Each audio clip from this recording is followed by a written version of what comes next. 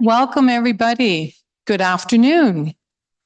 My name is Leslie Yee. I'm First Vice President of Canadian Council of the Blind. I'm very happy to be here, and I'm honored to be your MC for this afternoon. CCB would like to thank the following sponsors for supporting our event: AbbVie, AMI, Astellas, Bausch & Lomb, Bayer, Johnson & Johnson, Roche, and Specsavers. I'd like to open up with a land acknowledgement. So we acknowledge that we are meeting on the traditional territory of many Indigenous nations.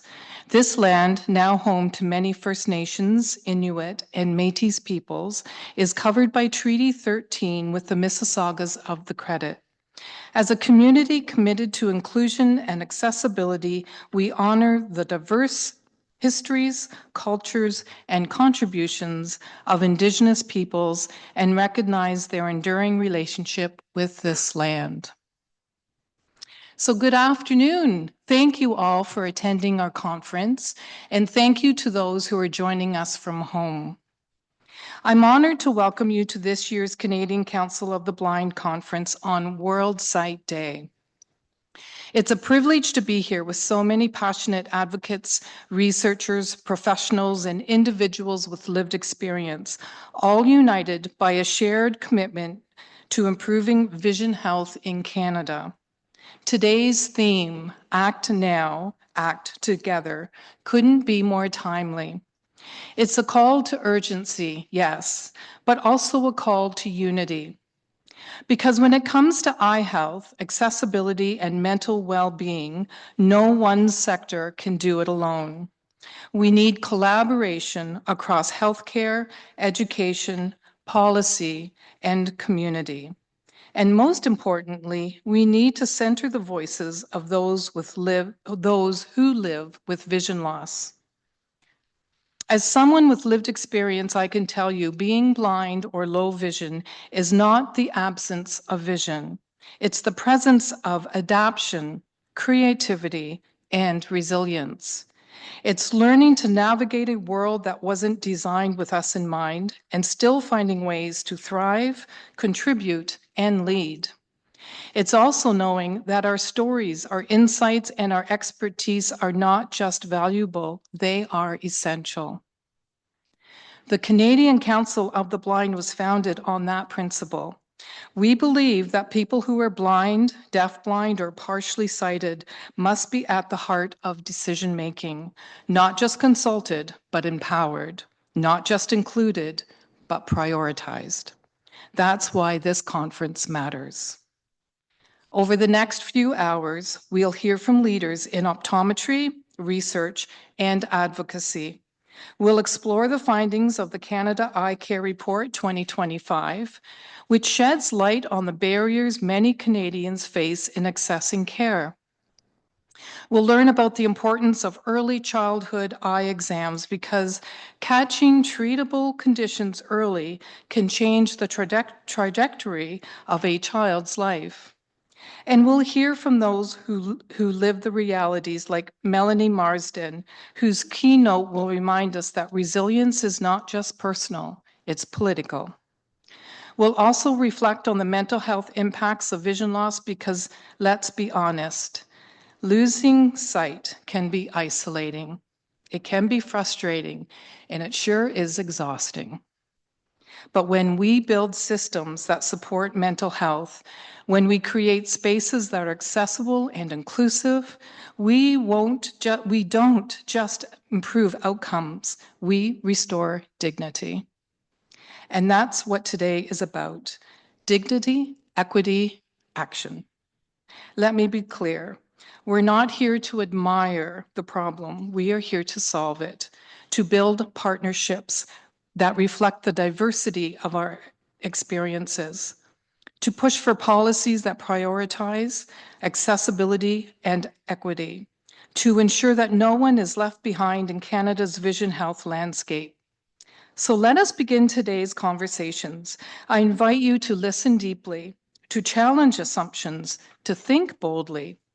Whether you're here as a researcher, a policymaker, a practitioner, or a person with lived experience, your voice matters. Your perspective matters. And together, we can shape a future where vision health is not a privilege, it's a right. Thank you for being here. Thank you for being part of this movement. Let's make today count. I would like to ask Jim Tokels, President of CCB, to come to the podium to give a welcome. Welcome, everyone. I would like to thank our sponsors, donors, members, vision partners to today's event to celebrate World Sight Day. I just wanted to also bring up a little history on where World Sight Day began. It was the year 2000 that Lions International put out a challenge. And in reading it over, it was quite fascinating because there are so many similarities to why we're here today. But in 2000, Lions International put out a challenge to make the second Thursday of October World Sight Day every year. And the challenge was to end preventable blindness. So we go back 25 years, and now in the last few years, Judy Sgro's Bill C-284, put out a challenge that we as Canadians, with our professional organizations and our vision health partners, have all come up, and now we're challenging the fact that there is opportunity for preventable vision loss. So as the National Eye Care Strategy moves forward, I would just like to thank all those for their passion and their willingness to move the needle on this, because this challenge, like I said, has been going on for 25 years. So thank you to all those that are involved, and thank you on behalf of us who are visually impaired. We love you all, and keep up the great work. Thank you.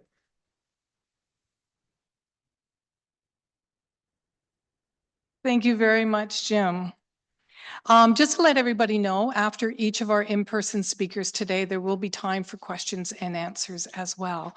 So we'll be able to come around with a mic, and you'll be able to ask your questions then.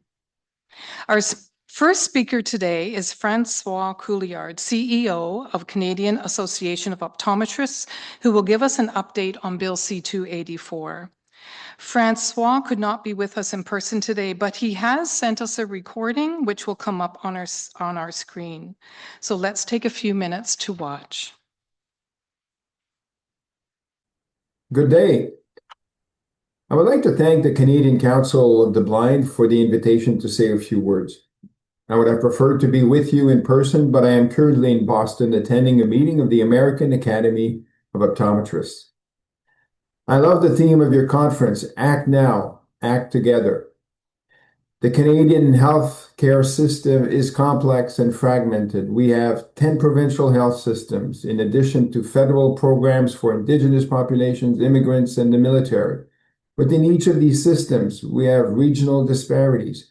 We have publicly and privately funded services. They are delivered by a mix of for-profit and nonprofit organizations. We have regulated and non-regulated health professionals with different health regulations in each of our provinces.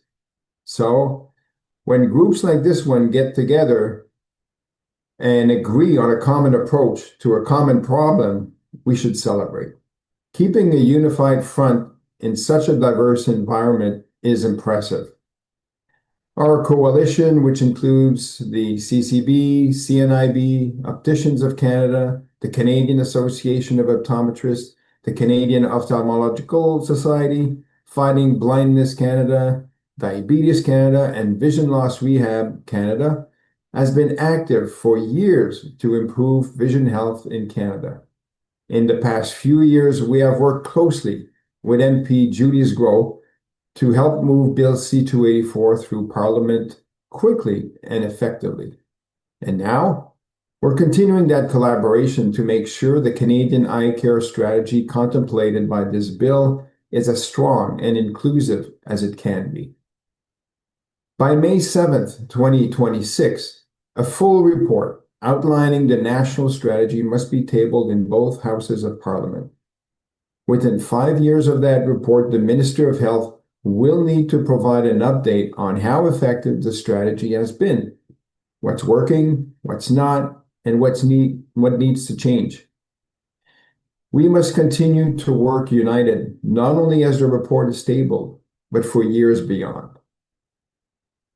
A few weeks ago, our coalition met for a full-day meeting to review common recommendations that will go to Health Canada shortly to inform the strategy.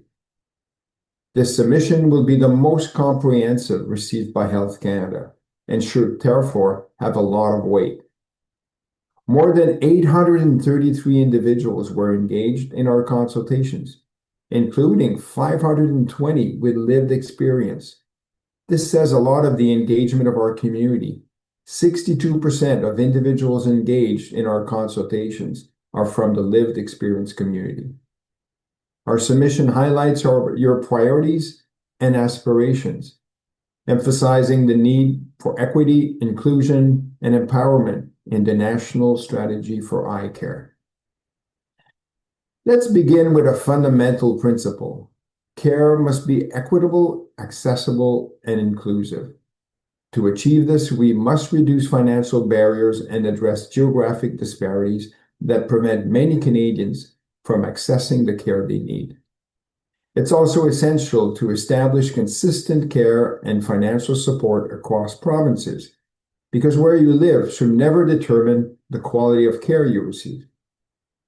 Next, we focus on prevention and early intervention, which are key to reducing avoidable vision loss. We need public awareness campaigns to educate Canadians about the importance of regular comprehensive eye exams for early action. We also need to raise public awareness to reduce stigma, promote understanding of assistive technologies, and highlight the reality of living with vision loss. Vision loss doesn't end with diagnosis. It's a lifelong journey. That's why we advocate for integrating rehabilitation services that are better funded and locally accessible, not just in urban centers. These services should include orientation and mobility training, assistive technology, and psychological counseling. We must empower individuals to live independently and maintain their quality of life, supported by peer networks and mental health services that reduce isolation and foster well-being. Education is a powerful tool for change. We must train health professionals to recognize vision loss early, understand its impact, and refer patients to appropriate services. And let's not forget the families and caregivers. They need resources and training too. Policy must be shaped by those who live it. People with lived experience must be actively engaged and involved in developing and implementing the national strategy through consultations, planning committees, and feedback processes. We must ensure diverse representation, including Indigenous communities, to address unique challenges. And we need to strengthen advocacy networks, such as the CCB and our coalition, to amplify these voices and ensure they are heard. Beyond systems and services, we need a cultural shift. We must promote the view that blindness is part of human diversity, not a limitation. Let's highlight the capabilities and contributions of people with vision loss. We must also advocate for barrier-free Canada with accessible public spaces, inclusive employment, and societal respect for people with disabilities.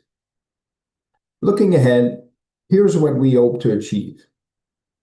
Eliminate preventable blindness through the promotion of comprehensive eye exams, early intervention, and public education. Ensure comprehensive support from timely treatment to rehabilitation and assistive technologies. And most importantly, build a system that supports empowered lives, where individuals with vision loss live with independence, dignity, and full societal integration. Let me wrap up like I did when I last spoke at a CCB event to say that Bill C-284 represents a once-in-a-generation opportunity. It's our chance to get the attention of both federal and provincial governments and to make vision care and rehabilitation a true national priority. We must act now and act together. Thank you again for your time, for everything you do to support this important work. Let's keep the momentum going.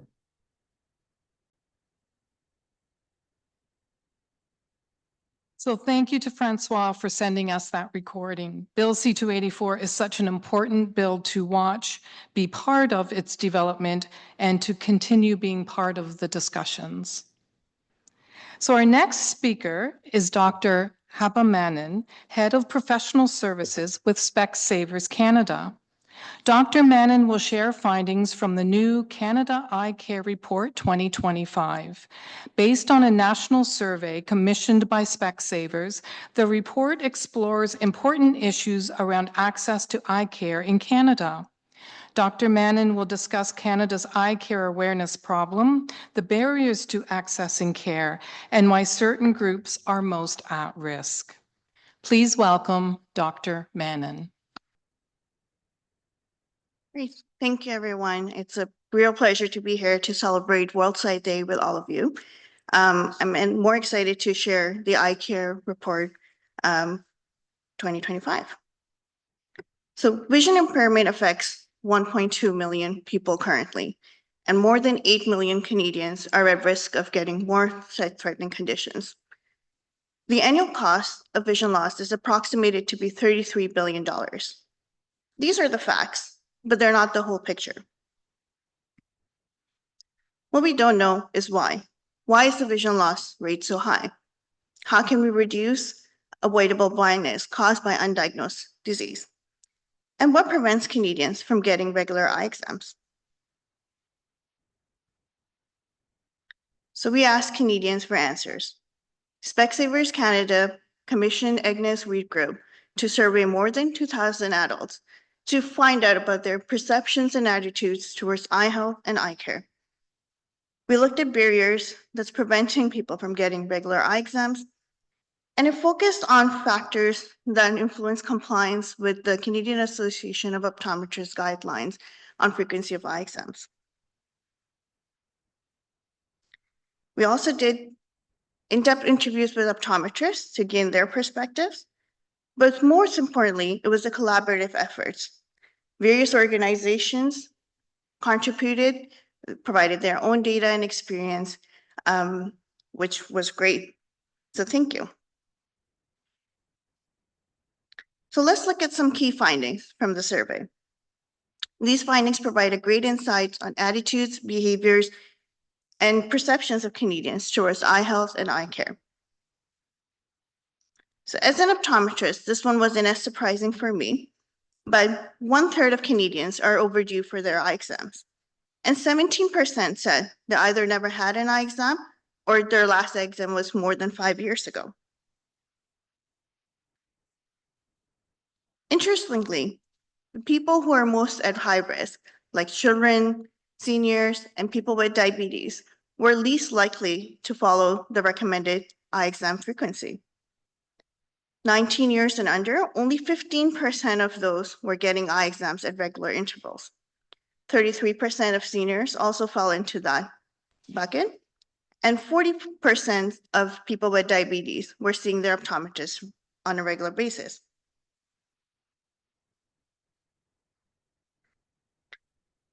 This graph just shows the compliance by age group. As you can see, the least compliant group is the children 5 years and under, but we have Mr. Andrew Gulster who will be talking about that later on. So what I want to highlight here is the seniors, the 65 years and older, who are one of the highest risk for sight-threatening conditions. 1/3 are not getting eye exams on a regular basis.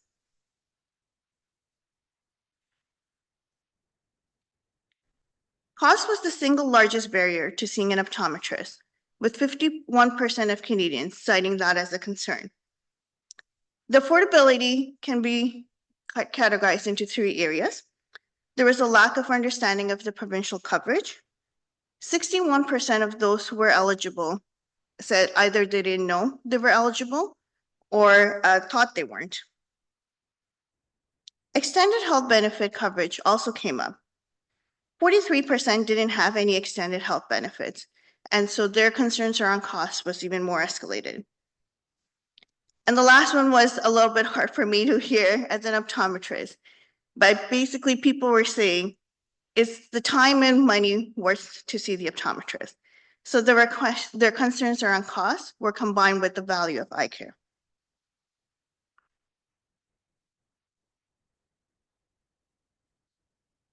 Key finding 4, 42% say they would know if they had an eye problem.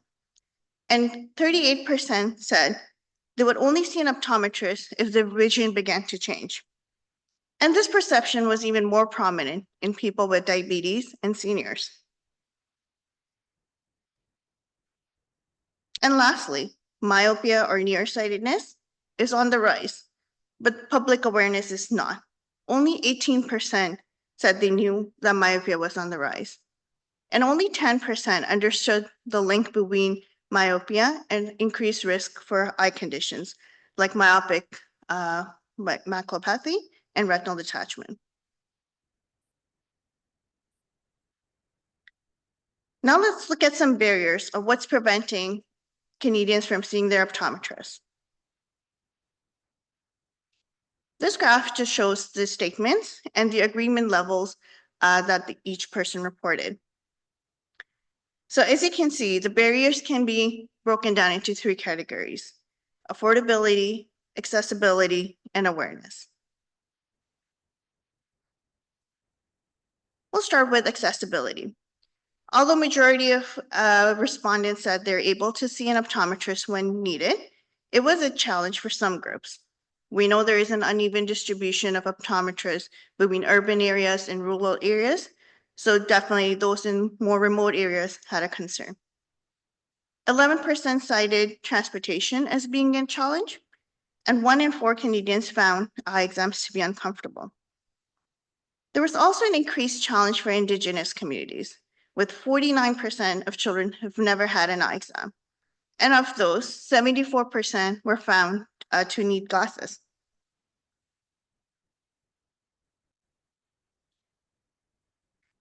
We have a real eye care awareness problem.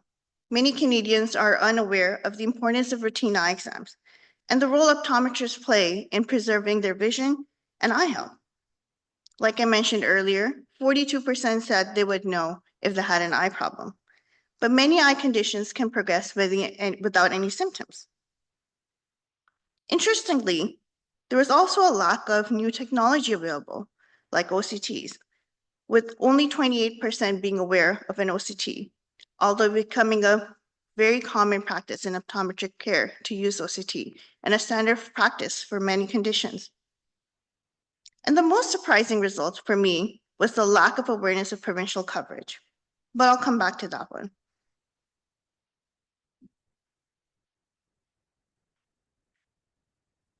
Cost is the most consistent barrier highlighted in the survey, with almost half of the Canadians saying it's a concern for them, and 43% reporting that they cannot afford eyeglasses or eye exams.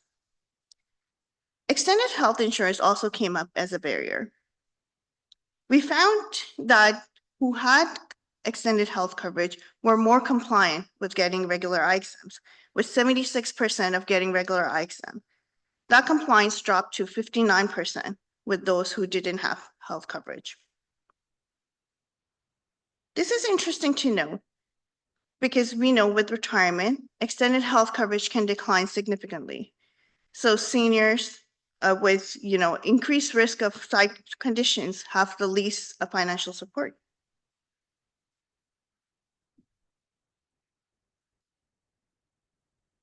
Now I wanted to pull out this graph specifically because what it shows is in the 6 provinces where eye exams are covered through the provincial insurance, You can see in 4 out of those 6 provinces, less than 50% were aware that they had coverage.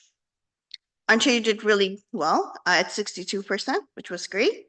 But even with that, that means 4 in 10 Canadians are unaware that they're covered for regular eye exams through OHIP.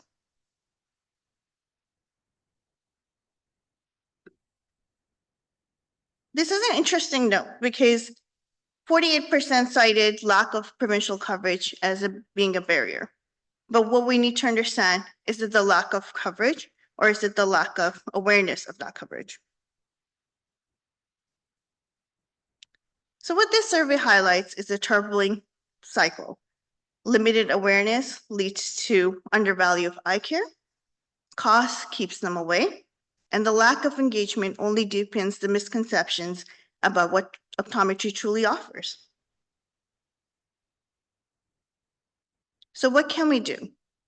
To break this cycle, we need to work together to educate, to simplify access, and provide clarity on coverage and costs.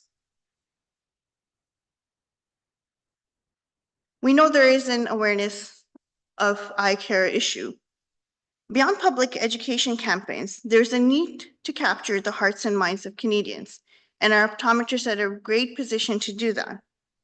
We know less than half of children and teens are not receiving eye care. But as optometrists, we need to encourage early intervention with clear messaging to parents. For adults, seniors, and people with diabetes, we need to emphasize on the importance of regular eye exams and lead the conversation on prevention. And then we also need to implement some practical things, like having a robust recall system that sends appointment reminders, and again, explain the importance of the next eye exam. All of these can help drive the compliance. We need to simplify our message and be clear about costs. Every conversation with parents, teachers, or community partners is a chance to highlight the value of eye care, and the ripple effect can be powerful. I once did a webinar for a community health group for seniors, and what I noticed that after the webinar, not only were the seniors coming in, but they also brought in their kids and grandkids, and that's a real impact. It's also important to communicate clearly and compassionately about the cost, explain the provincial coverage, and let patients know any expected out-of-pocket costs, so they feel informed and not overwhelmed.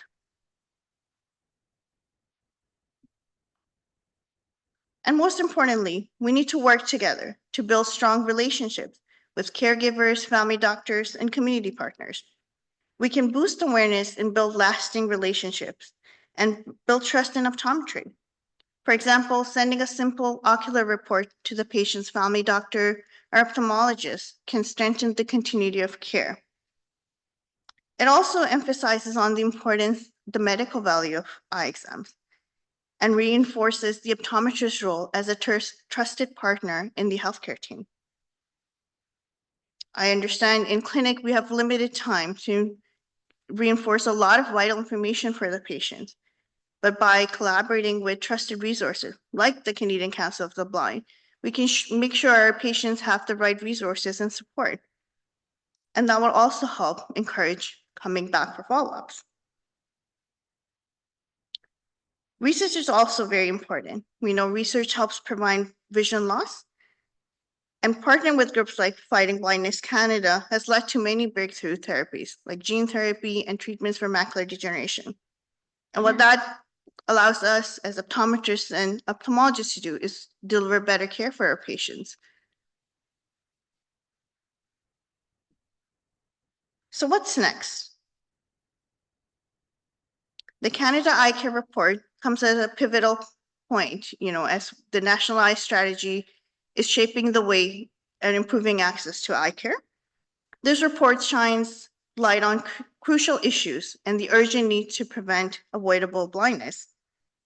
But there's still much work to do, more perspectives to gain, more insights to draw from optometrists, ophthalmologists, support groups, and the Canadian public. Optometrists have a huge opportunity to change perception and drive engagement with optometry just by doing what they do every day and how they do it. And I truly believe if we act together, we can reduce the avoidable blindness caused by undiagnosed eye disease. Thank you.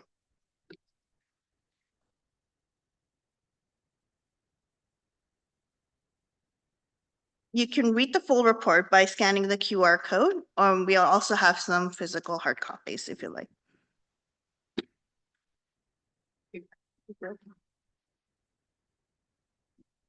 Thank you, Dr. Mann. Before you completely leave, I wanted to ask if anyone had any questions for Dr. Mann, or if you'd like to save your questions for the end, we could do that as well. We have a question. We have a mic coming for you.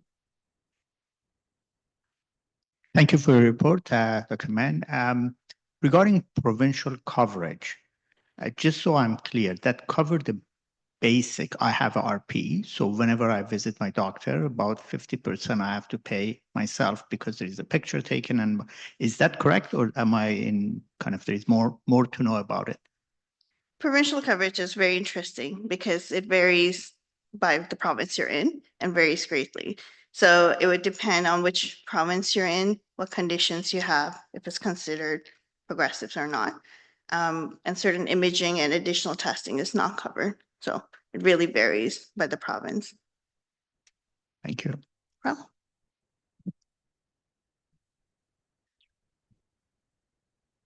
Hello, Dr. Hiba. How are you? I have a question. I used to work with Mobile Eye Clinic, and I have some thoughts I would like to discuss it with you if you don't mind. From my experience with that, I found that there is lots of families that don't know exactly what to do or what's their right. I want to take this opportunity, if you can, give us a small talk about what they should know, as someone coming here, especially the immigrant people, when they come to Canada, they don't know what they have their right, in the eye coverage. And even my surprise also, even people born here, they don't know what they are entitled to when they go to the optometrist. I know, and this is a surprise for me also when I found people that have diabetic and they are eligible to have eye exams, and they think they don't go, and because of the lack of awareness about that. So if you can summarize in a small points for I know this is a big subject, but as a points for our attendee and the people in our Zoom, as a person, what you are entitled to, especially if you are for young people, for people in the ages that's not covered by the province, and generally what's the disease that they have, make them eligible for eye exam, and also for seniors. If I give us small points about this, it's going to be great. Thank you. absolutely. I think you're completely right. And that's what this report showed as well, that there is an awareness gap. They don't know, they don't understand the importance of routine eye exams and maybe what an eye exam entails. In terms of coverage for children, I think the next talk will highlight on that. So I'll definitely leave that for Mr. Andrew to discuss. There are a lot of conditions that can progress without any symptoms, and that's why routine or regular eye exams are important. Certain people, such as people with diabetes, are higher risk, so definitely annual eye exams are really important for them. Can I ask also some another point, if you don't mind? Follow up. I'm very sorry. For seniors, now I know the system changed a little bit. What they are entitled when we go to optometrist, there's lots of services that are covered and some stuff not covered. What are essential stuff they have to ask? Someone mentioned here, taking the photo of the retina. How important is this? This is not covered, I know. Am I right? I think it's not covered, taking the picture of the retina. So is this important or not? How important is how to prioritize the services that they have to pay for? Not everyone have enough money to get the whole service. I know when you go to an optometrist, It's perfect things to do everything. But if you don't have the finance for that, what's the most important part you have like to prioritize than the other stuff? Again, I think you're right on, affordability was cited as the biggest barrier to accessing optometry care. In Ontario, I'll speak to Ontario, OHIP covers routine eye exams every 18 months for 65 years and older for healthy seniors. If they have an eye condition like glaucoma or any other eye condition or a systemic condition like diabetes, they're covered every 12 months, and there's also partial coverage available. This only includes the comprehensive eye exam. It does not include any imaging. And it may also depend for like things, additional testing like visual fields for an optometrist, depends on what symptoms and things you had. The best way to know is, talk to your optometrist and see what's covered and what's not. And as I highlighted in the report, I think optometrists, we need to simplify the message, explain the cost so they can prepare for it. Thank you so much.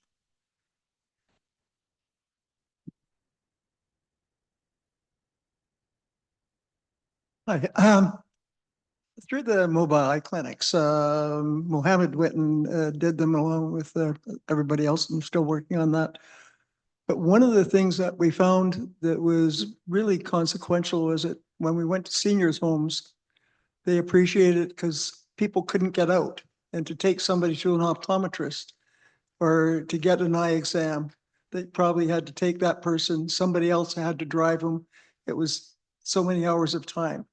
And so that is another form of access. With the students, we got a really good response from the parents because you got two parents working.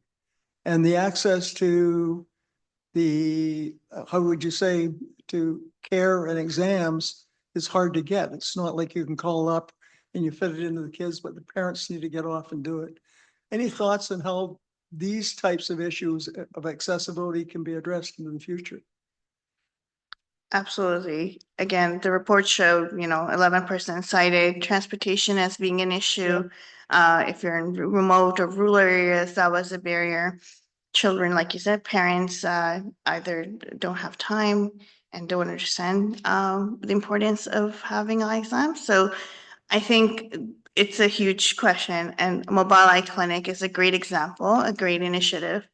I think there's also other things like, vision school screenings that can help and encourage the compliance. So we're not taking children out of school and offering them here. So Thank you very much. A wonderful talk. I appreciate everything. Thanks. most welcome.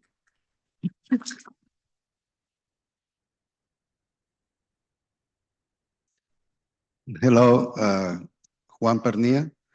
I'm from Thunder Bay, and I know it's a great presentation, great survey, but did you also look not only transportation within the rural area, but if you need further treatment or anything else that is outside? As an example, for us, we need to wait at least 3 months for an appointment for an optometrist. And if there is something beyond that, you'll have to basically come to Toronto. So have you looked into any of those or information that could be provided to facilitate? So as this was our first report and first survey, it was out of scope. It did come out in the report that accessibility, especially in remote and rural areas, is a challenge. And there's also a limited number of optometrists who work in rural areas. We know there is a problem between uneven distribution of optometrists between urban areas and rural areas. But I think something we need to look into and address. Thank you.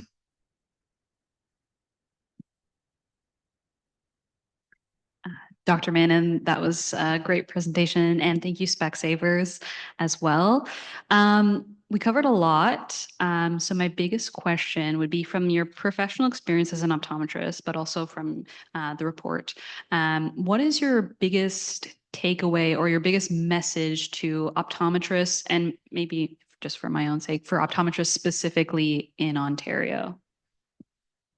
I think my biggest message to them would be, take every interaction, whether it's your school, children's teacher, a patient you're talking to, as a chance to highlight the value of eye care, because we have a huge awareness problem. And I have had patients who didn't know they could bring in their children because they thought they needed to be able to read letters. Or like I mentioned, just a simple talk with the seniors, and that just rippled effect of them bringing in their kids and grandkids. So I think that's the biggest thing optometrists can do. And optometrists are, in a great position to be able to do that and truly show why eye exams are so important.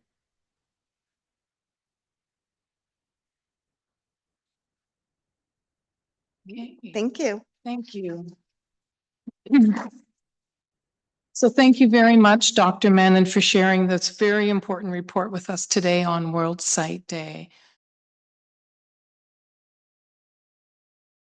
So Andrew Galster, Executive Director at CNIB Ontario, he will be presenting A Clear Start. A Clear Start is about the importance of early childhood eye exams.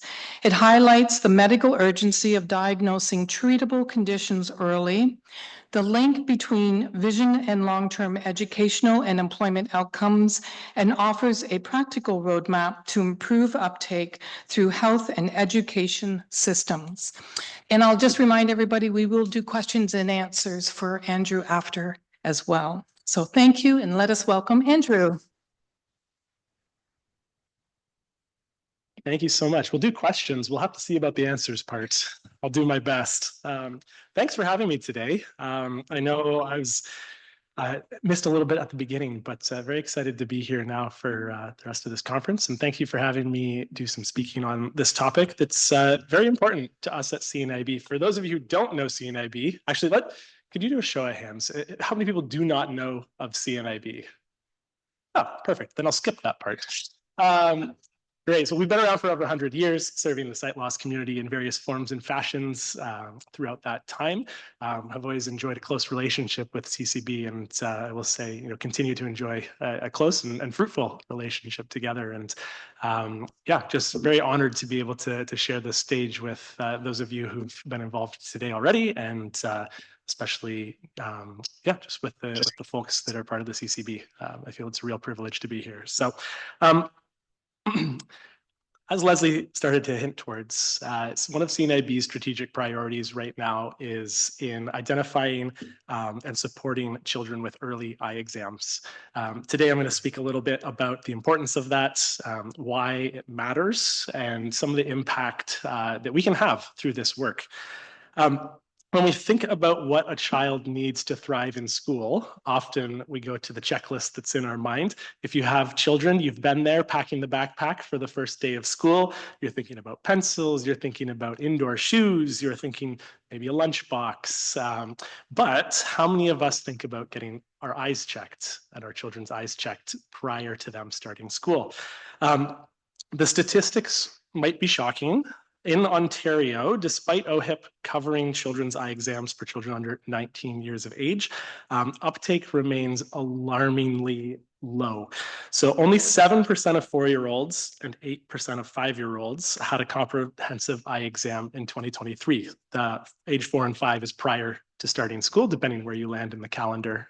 And with Ontario's school schedule, determine which age you're getting your eyes checked at. These are very low figures. That means that thousands of kids are entering school with potentially undiagnosed vision concerns, some of which can be corrected, some of which can't. There's a lot of urgency to the early years for a few different reasons. If you're a medical professional, you'll probably be quite familiar with these reasons. But if you're not, there's a few different conditions that really need to be caught early and treated early. If they're left too long, then the window starts to close for treatment. The outcomes aren't as great, and a child can be left with lifelong sight loss. The first one I want to highlight is congenital cataracts and glaucoma. So that's the clouding of the lens, increased pressure on the eye with glaucoma. Both of these are often present from birth, and the conditions can cause blindness if they're not treated properly. It's surgery, it's medication, and it's most effective, of course, in infancy and toddlerhood. Retinoblastoma is a rare but serious cancer of the eye, of the retina, sorry, and is typically diagnosed before the age of 5. The early diagnosis really can lead to early treatment, which can lead to better outcomes. You'll hear me say a lot of that today. And the other conditions, amblyopia, sorry, I always mess that one up, amblyopia, the condition where one eye doesn't develop quite as consistently as the other eye, often causes misalignment or unequal focus. Again, age 7 is the magical age for this. Strabismus is cross-eyed, as we colloquially know it, and that's a misalignment of the eye. And it can lead to double vision. It can also lead to amblyopia. And of course, our brains are wonderful, wonderful contraptions that do a lot of adapting. The problem is if they adapt to something incorrectly, then again, you can be left with lifelong struggles. So I myself have 2 young children, and both of my children had early eye exams really from the get-go. And we actually, my daughter had strabismus, and we were able to get that diagnosed, and she patched for 2 whole years, and we were able to treat that condition. So this topic is very near and dear to my heart. I think it's very important for us to be getting kids in earlier to get their eyes checked, to be able to get these better outcomes. Of course, when we're looking at maybe some more typical glasses end of the spectrum, apologies for that. There's, of course, our refractive errors as well, and those are often correctable just by glasses. Vision loss, it's not just a health issue, it's also a social equity issue. What we see with a lot of kids that go into school, if they don't have a diagnosis and they're not able to get the accommodations that they need or the treatment that they need or the equipment that they need, it can often lead to them falling behind, either educationally or socially. And often, there's an experience of bullying. And most importantly, a lot of kids that don't get the right start will face long-term economic disadvantages. And that's a case that I'm hoping to highlight a little bit later. The biggest piece in all of this is that, again, most of these conditions are treatable at an early age if you can catch them and if you can get on the treatment. So this year and every year, approximately 123,000 children enroll in junior kindergarten in Ontario. It's a big number. Of those, it's estimated that about 10% will need glasses, so that's refractive errors. And that there is another 2% that are estimated to have amblyopia. So these are big numbers when you start to look at them in that perspective. And again, the magic age is 7 years old. If we pass that threshold, then it becomes too late for a lot of the treatments. So despite OHIP coverage in Ontario, covering children under 19, only 2.3% of Ontario children are receiving eye exams according to the Canadian Association of Optometrists recommended schedule. I'm going to say that again, 2.3% are actually receiving eye exams on schedule. That number is very, very, very low. And for anyone who's not familiar with the schedule that's laid out, the CAO and other optometrist associations call for the first eye exam to happen at 6 months. Often there's some form of screening done at birth. Then 6 months is the first comprehensive eye exam. Then another between the ages of 2 and 4, so in the preschool years, and then another after the age of every year until the annual exams every year after age 5. So 6 months, 2 to 4, age 5 every year on. It seems like a lot, but again, in Ontario, it's covered. So what's getting in the way? That's the question. And before I get to that, I just want to highlight that if we don't get to these children in time, CNIB has done some studies around employment and the ramifications of sight loss with employment, and Fighting Blindness Canada, CCB, some others have been involved in a few papers over the years. And the statistics around it are a little bit alarming, but do offer some hope.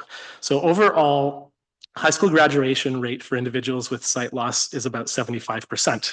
which is pretty decent, except that that is 10% behind the general population. So that highlights the inequities in our system that don't support children properly. And if they're not supported, even with the supports that we do have, those numbers fall. Of those who do complete high school, 35% of individuals take longer to complete their education than their cited peers. So maybe that's your victory lap year. Maybe it's continuing on to finish your GED in an adult education program, different ways of completing it. But 35%, again, not a small number of individuals who have to fight systemic barriers and overcome those to be able to achieve a high school graduation. The delays, they're not due to a lack of intelligence or motivation.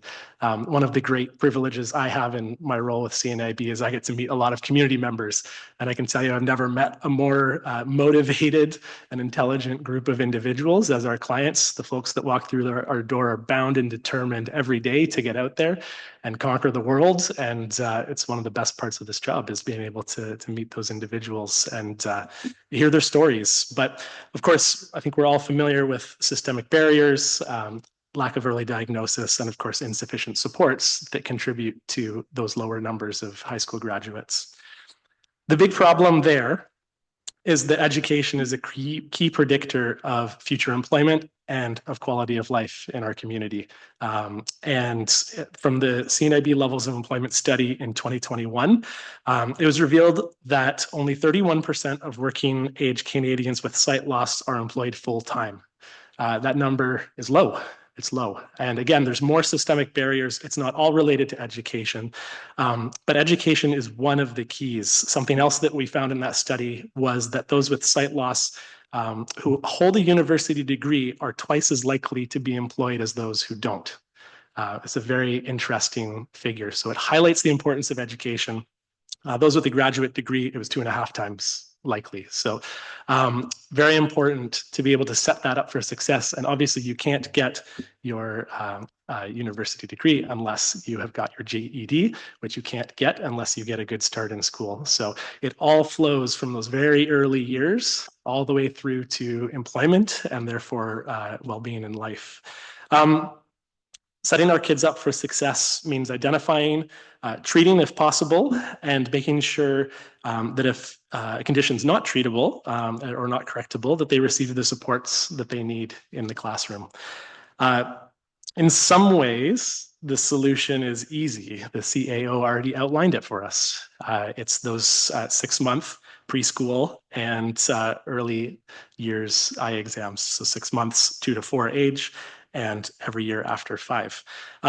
There's some form of publicly funded childhood eye exams existing in nearly every province. I'll put the nearly on there. And Ontario's coverage is strong from a consumer's perspective. I know if there's optometrists in the room, there's other issues with the coverage and how much compensation is allotted and therefore how viable the model is. But from a consumer perspective, it is very strong coverage. So the real challenge is uptake. Why aren't people doing it? There's a few different reasons that I could think of, and I'm sure everyone has, individual perspectives on what it might be. We've heard from some families, they worry about the cost of classes. They worry about having to go out of their way and take time out of their schedule. Maybe they're, a family with a working parent and they just don't have the space in the schedule to fit it in. I know in my family, life gets busy sometimes and certain things become priorities and certain things don't.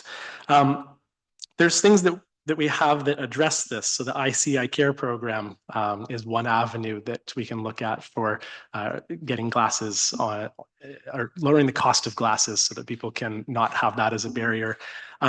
Other suggestions for the busy side of life is integrated services. So CCB runs the mobile eye clinic is a great example where it reduces that barrier. The child's already at school. They can go, they can get their eyes checked, and it's very, very low barrier for the families.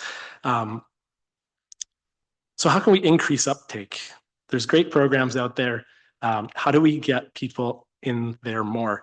So CNIB's embraced a 2-pronged strategy around health and education.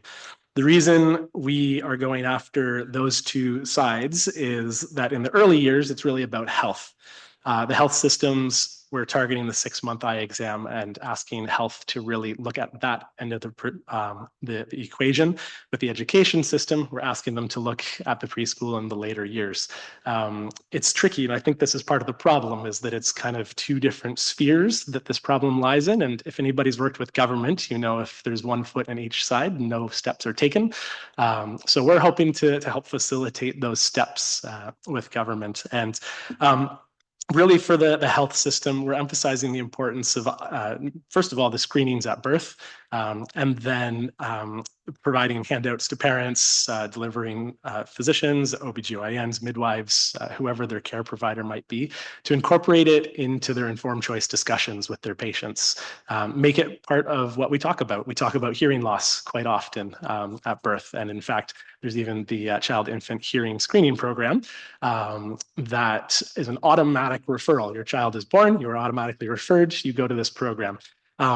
We're in talks, and I don't want to make any promises because government is government, but we are in talks of how we can get vision health included in a similar scheme, whether it's an automatic referral to an optometrist or even just a reminder to a parent to go and to book their eye exam for their child at 6 months old.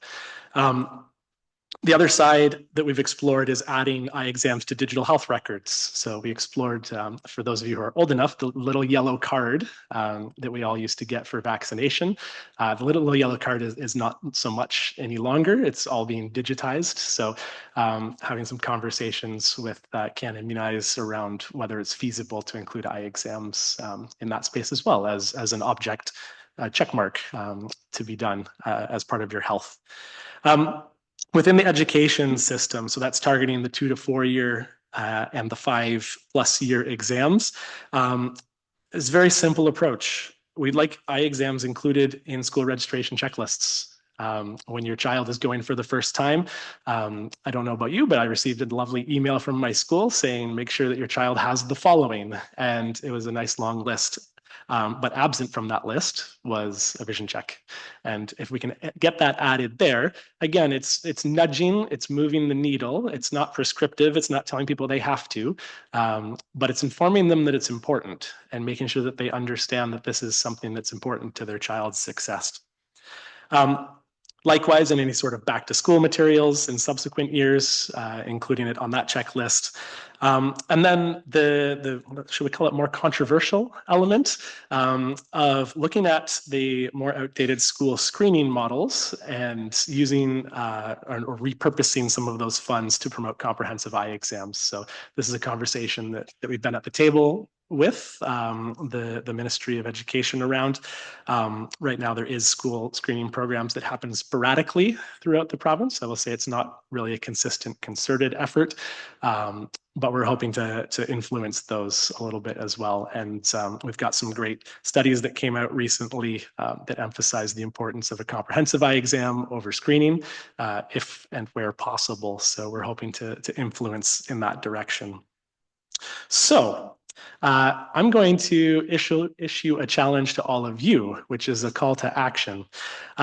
First of all, if you have a child, go and get their eyes checked if you have not. And now I imagine in this room we probably have, but maybe we'll extend that another sphere out and say, if you know somebody who has a child and you've not talked to them about the importance of getting their children's eyes checked, have that conversation. It's very easy to find an optometrist. And I put the link on the PowerPoint. It says opto.ca/find-doc. So find doc. You can also just Google find an optometrist, and it'll probably be the first link that comes up. They make it very easy to find and to book with an optometrist anywhere in the country. The second piece is similar. Leverage your connections. We have some resources that could be shared. We have a fun little school checklist if you wanted to send it to your local school or your local school board and encourage them to distribute that to families. So maybe it's not a school board, maybe it's a health unit that you're a part of. If you want to have information incorporated into any of your information packages, we're more than happy to do that, or to write up something custom that's related to your space. If you have a community group, share it at your community group. I'm sure all of you have wonderful networks that would really benefit from this as well. And the third piece would be to support the work that we're doing as well. So we're having these conversations with government, and one of the biggest tool that we've found useful to opening these doors is the Charter of Rights for Children who are Blind and Low Vision. This is a project that CNIB started a couple of years ago, and it's a signature gathering project. And what that does is allow us to open the doors and say there are X thousand Canadians who support this endeavor.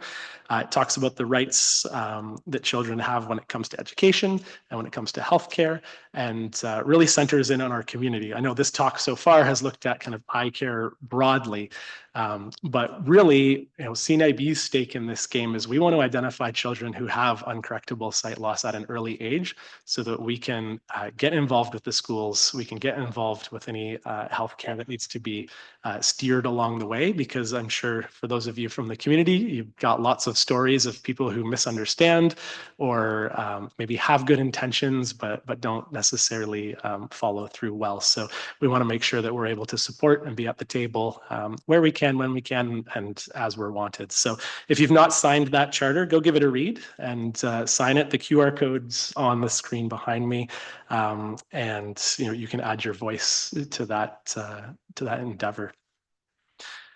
Excellent. So that wraps up the formal piece around the importance of eye exams. Hopefully, I saw some heads nodding, so hopefully folks agree. It doesn't tend to be a controversial topic.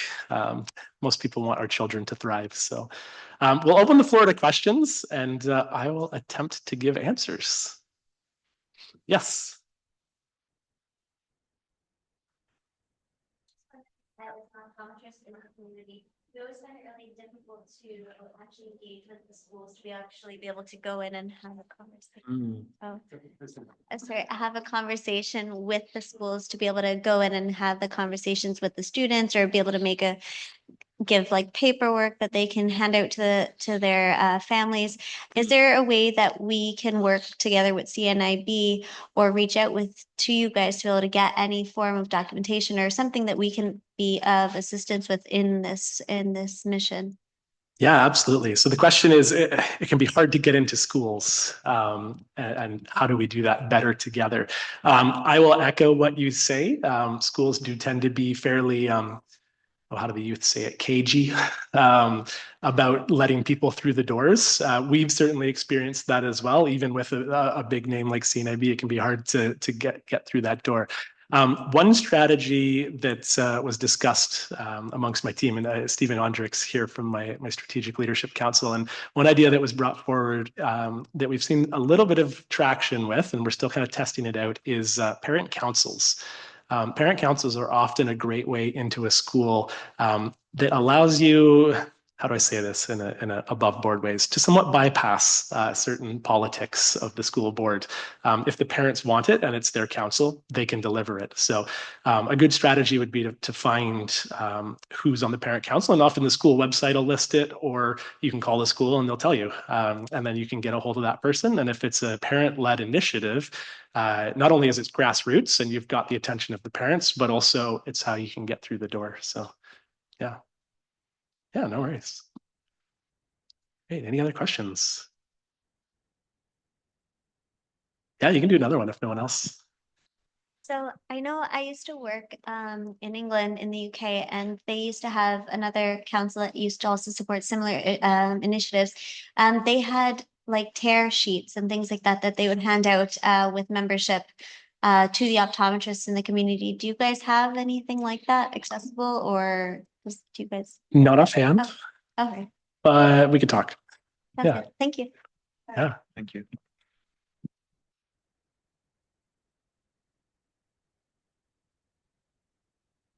Thanks, Andrew. One of the things I found with our mobile clinic, we did fairly well getting in through the school boards. But one of the things we found is the schools are generally cooperative, but very busy.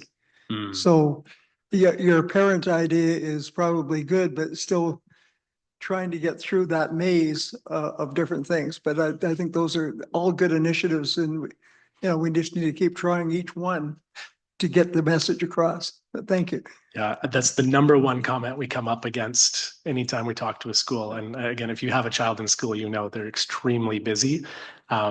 And so the question has always been, how do we minimize the work for administration? Because there's less and less school admins, there's more and more work to do, there's constantly paperwork. So that's key to the strategy, is how do you engage in a way that doesn't create a ton of work for someone, but allows you to open that door and have that conversation. So I will also say that one of the struggles that we found in this space is that, we sometimes look for the silver bullet, that one thing that can take care of the whole system, that one conversation that can change everything. But something that's been highlighted to me through this process is that really it's a one-to-one process. If you can find the person at the school, go have that conversation and get that ball rolling.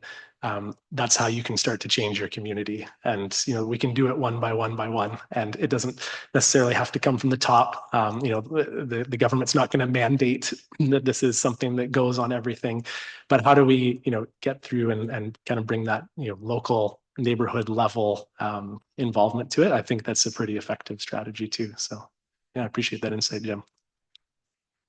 Great.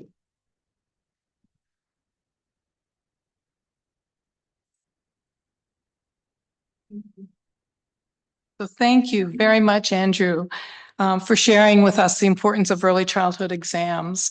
Myself and CCB, we totally believe that early detection and treatment for eye conditions is vital for our future generations. I myself am a person I was born with an eye disease on one side. I gathered late stage disease for the other eye.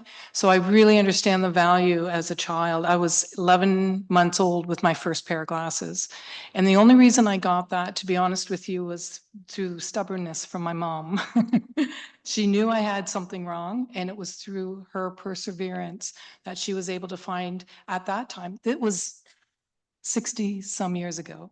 So I'm really happy to say that optometry is so much further advanced now. It's so much better to get those exams, and it's so much easier on the child for those exams. There's really, I understand there's a lot of barriers, but to me, it's so important. So thank you, Andrew, for delivering that to us today. So we have our fourth speaker today is Larissa Monez, Director of Research and Mission Programs at Fighting Blindness Canada.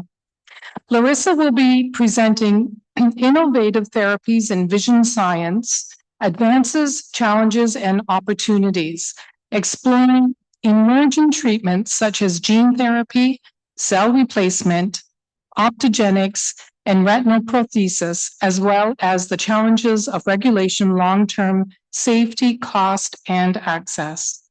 So let's all welcome Larissa. Okay, thank you very much. So first of all, thank you to Canadian Council of the Blind for inviting me to speak today about this topic, which is very near and dear to Fighting Blindness Canada's heart. I think it's a good order of speakers. We heard a lot about diagnosis, the importance of early diagnosis, and now I'm going to be talking about, if you get diagnosed with an eye disease, what are some of those future innovations that are taking place? So for people who don't know, Fighting Blindness Canada, our mission is to advance research into different types of eye diseases, both to understand why vision loss occurs, but also to fund research that's going to help develop new treatments. There's been so many innovations in the past 50 years that Fighting Blindness Canada has been around, new techniques, new technologies, new drugs. And I would say in the last probably 10 to 15 years, we're talking more and more about a new type of treatment, which I'm calling innovative therapies. They can be called advanced therapies. They're essentially cutting edge medical, biological, genetic therapies that are in many cases trying to solve the root of the issue. So as opposed to treating just the symptom, it's also trying to potentially help solve the root issue that's causing an eye disease.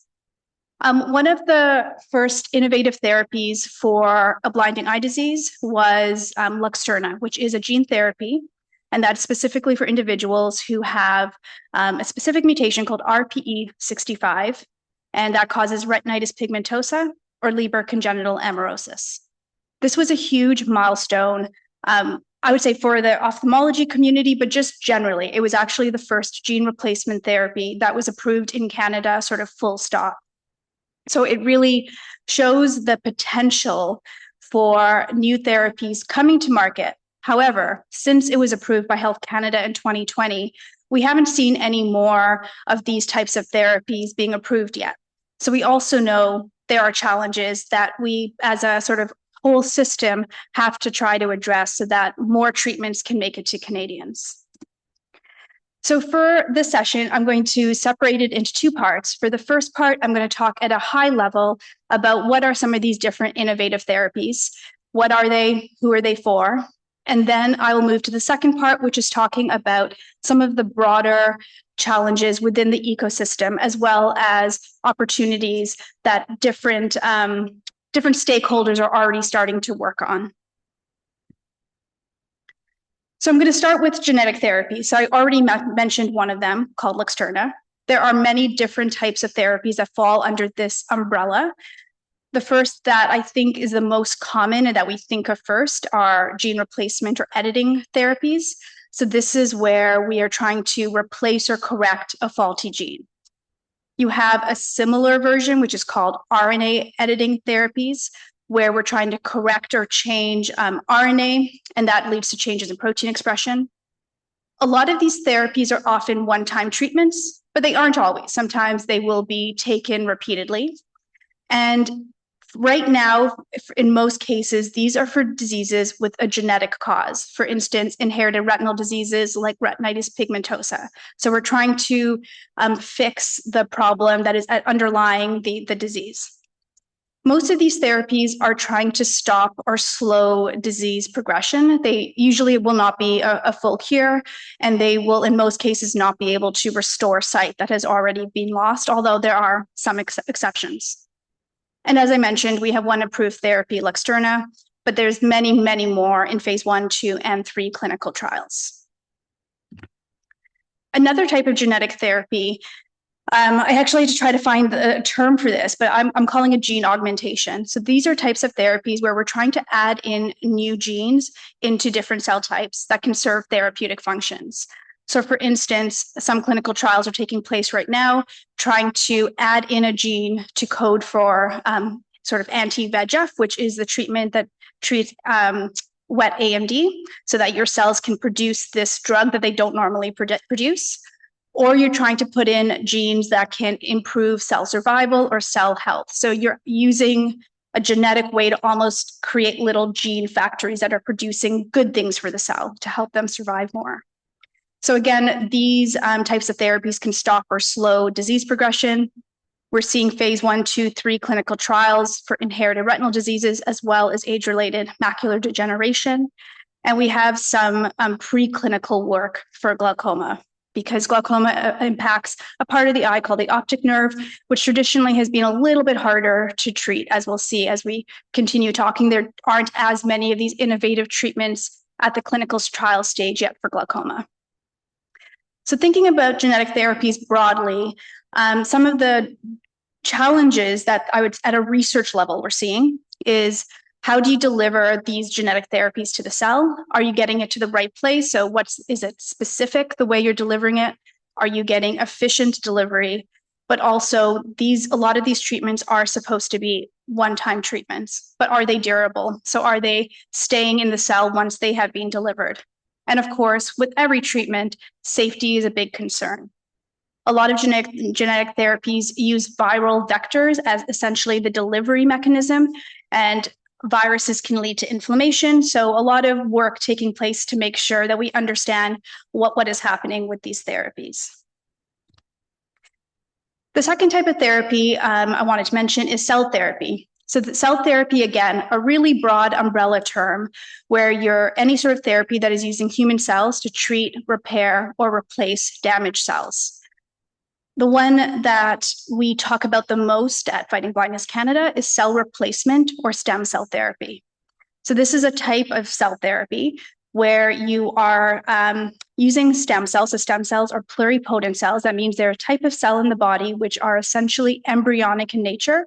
So they can turn into almost any other cell in the body. And so you're taking these pluripotent stem cells, turning them into different cell types to try to repair damaged tissue. So in the case of ophthalmology, looking at taking stem cells to turn them into retinal pigment epithelial cells or photoreceptors. We're not quite at the stage where retinal ganglion cells have been able to be made effectively.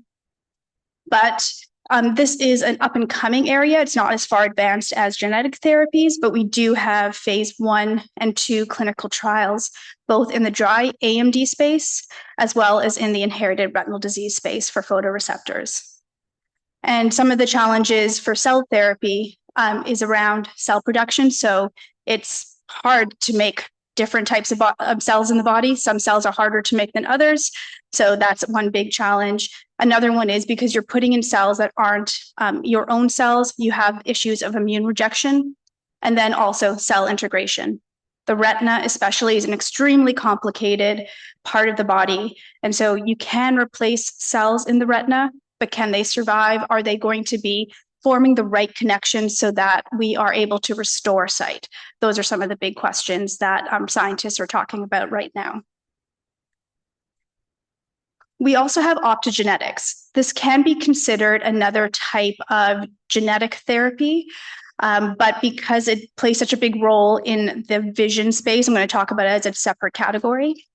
So this is using usually gene augmentation to express a light-sensitive protein called an opsin in other retinal cells. So if you have lost some cells in your retina, for instance, photoreceptor cells, which are normally the light sensors, you can put these opsins into remaining retinal cells to turn them into light sensors and hopefully start the light cascade again.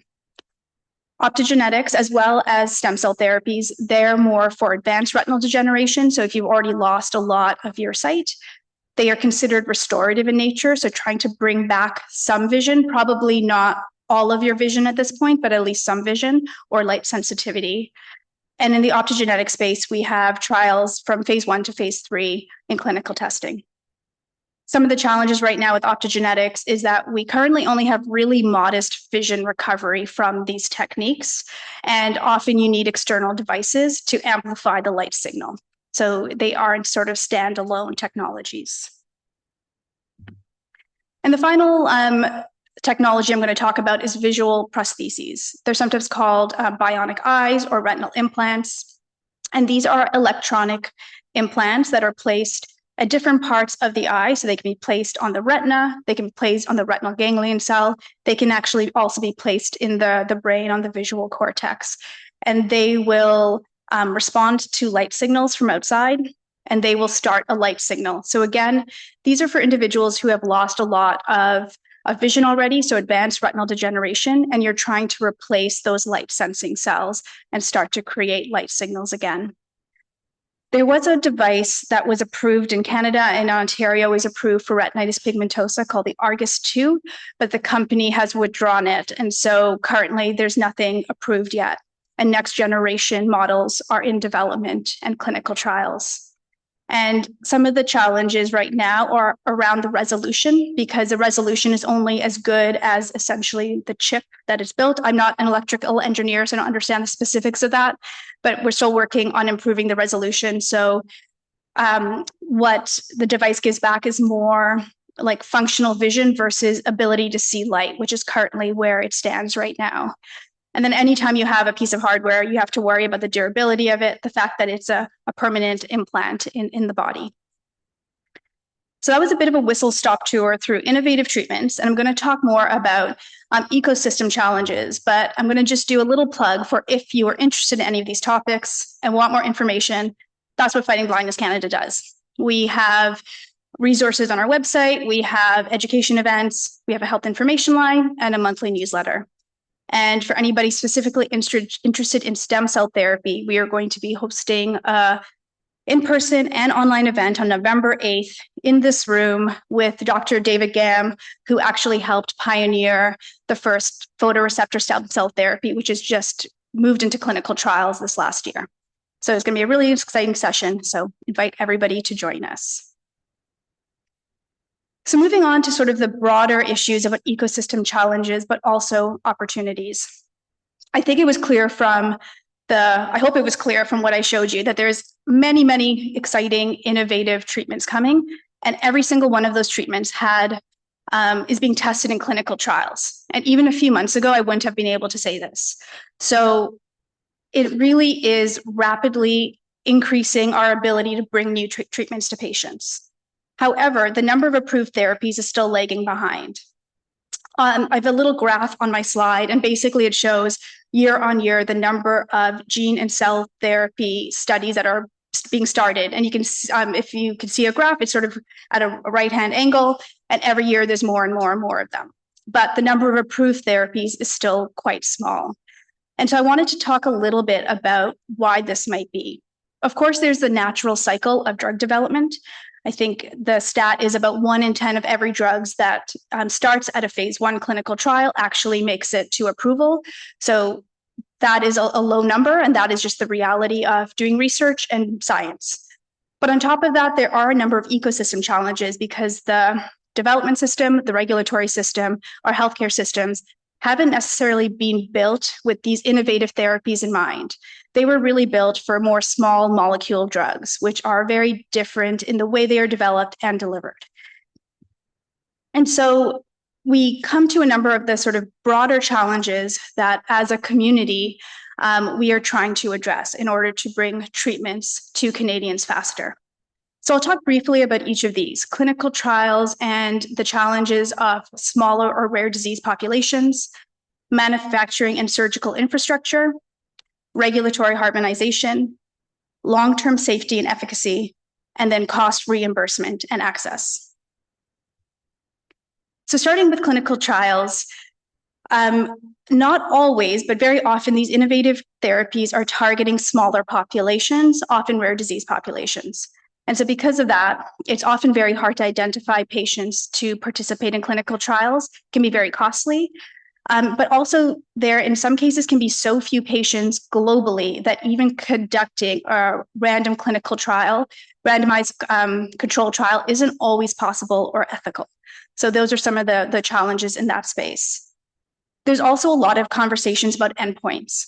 And so right now, there's a lot of conversation in the space about what endpoints are meaningful to regulators and will show an impact versus being meaningful to patients. And also, the length of trial can also be a challenge if a disease is slow progressing. How long does the trial have to be in order to show an impact? And the longer a trial is, the more expensive a trial is. So those are all some of those challenges there. It does lead to some opportunities, though, in some ways that we are starting to adapt our systems to accommodate this. For instance, developing novel and patient-centric endpoints. We saw for Luxturna, the gene therapy I talked about, they developed a completely novel endpoint, which was a maze, in order to show improvements in functional vision. And I know different companies are looking at different endpoints, different groups in the not-for-profit space are also trying to tackle this issue. So that if we're bringing a treatment to a clinical trial, which is extremely expensive, we're not doing a whole clinical trial and then saying that it didn't work just because the endpoint wasn't right, when actually it could have really good impacts on patients' vision. Another opportunity, and I think this comes down to the computing power we have right now, is the ability to interlink registries globally, potentially to build on a broader community of patients to join clinical trials. But also, I thought this was really interesting, using AI to not only enable recruitment, but also do in silico modeling.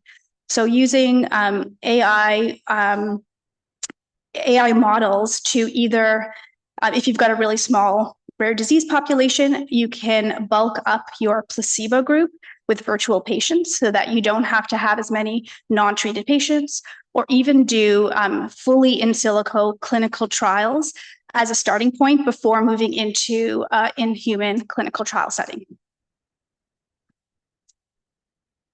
One of the second issues, and this is a really big one that we hear a lot about from different manufacturers, is the issues of manufacturing and scalability of innovative therapies.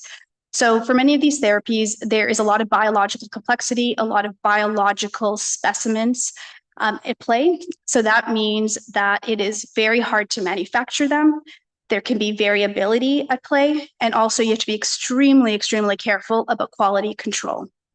And so all of that together means you need really good manufacturing practices or GMP facilities, and there is currently limited global capacity for this. And so trying to build up that capacity and make sure that the treatments we're bringing are safe and effective is a purely can be a manufacturing issue, even once you've figured out all that research stuff.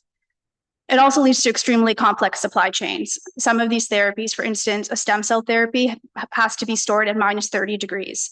mRNA vaccine has to be stored at -70 degrees. So if you can imagine trying to transport therapies from where it's manufactured across the world, the complexity of those supply chains is pretty huge. And then once you get to the local level, you also need infrastructure there. You need to have trained staff. You often need GMP compliant clean rooms in individual hospitals who can work with some of these materials. And then the reimbursements around that can be very complex. And that can also limit geographical access. So for instance, for Luxturna, which was the experience we saw most recently, it was originally given in only 3 provinces out of the 10 provinces, and patients would be flying in to receive the treatment just because the complexity of where it could be delivered was so high. And so I think it's clear that along with, as soon as we're developing more innovative medicines, we also really need to have more innovative manufacturing processes. So there are some new technologies being developed. This is really being driven by, in the oncology space, a therapy called CAR T therapy, where it's a really personalized therapy, where you're taking a patient's cells, you're engineering them to kill cancer cells and putting them back into a patient's body. And so hospitals are starting to test out things called GMP in a box, where you have these like modular little factories that can be very local in nature, and you don't need to necessarily take the patient cells somewhere else and then bring them back. So those are some of the technologies that are being developed. We also have regulatory systems, which I'm sure is everybody's favorite topic in the room. So as I mentioned, traditional drug approval frameworks, they're really not designed for innovative therapies that are living, genetic, or personalized, that are dealing with very small disease populations, or that are potentially one-time therapies. So in terms of opportunities, it's really calling for regulatory agencies around the world to be more flexible and adaptive. And already some of them are developing things like cell and gene therapy specific frameworks, as well as starting to work together so that there's more global harmonization and knowledge sharing, because there's no need to duplicate effort in every single country. And then regulatory agencies, they are one of the main things they are concerned about is safety and efficacy, which is extremely important when you're going to be improving a new drug. And currently with some of these technologies, because they are so new to us, we really don't have a lot of information around the long-term safety of these newer technologies, especially because some of them lead to permanent changes in genetic material or to your cells. We also don't have a lot of information currently about the long-term efficacy of some of these treatments. We might have 5 or 10-year studies, but we don't have 20 or 50-year studies yet.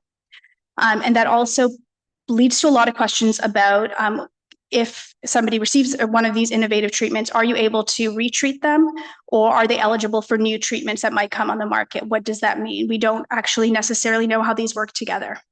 So overall, it just really points to the need for long-term follow-up and monitoring, which is really being built into a lot of the regulatory approval pathways already. And so some of the opportunities would be using more real-world evidence, perhaps, and digital follow-up. So really trying to reduce the patient burden as well, while we're trying to collect long-term safety data.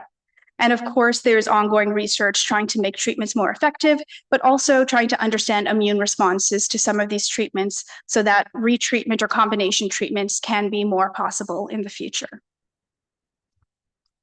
And then the final challenge / opportunity is around cost and reimbursement, which is a really, really big issue, especially in a public payer system. So I mentioned a lot of the challenges along the road, and all of these things make developing innovative therapies really, really expensive. There's long and complicated development timelines, high manufacturing costs.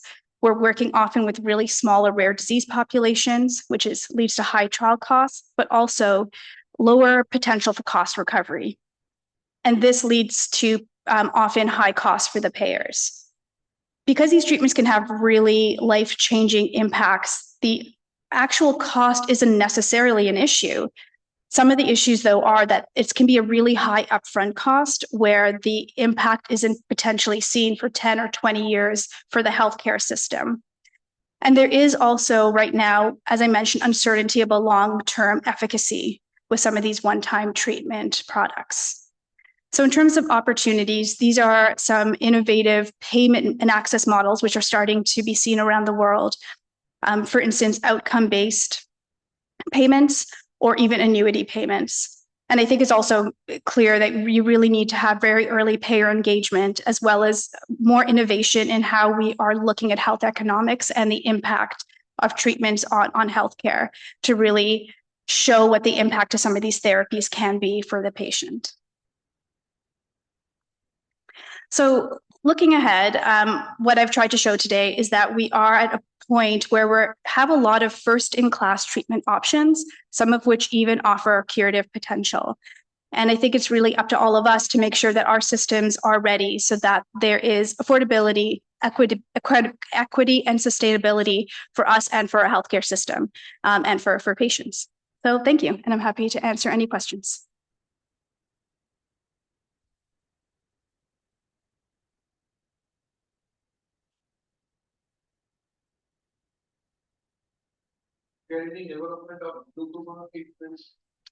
I'm sorry, can you repeat that? Glaucoma. Yeah, so there's different types of advances there. So different types. Right now, there's a lot of work on intraocular pressure lowering devices and drops. In terms of restorative therapies, I would say they're a little bit further behind. There is work trying to regenerate retinal ganglion cells, which make up the optic nerve, as well as neuroprotective agents so that you can protect the optic nerve from damage. But I would say some of these are a little bit further behind some of the other diseases that I was talking about.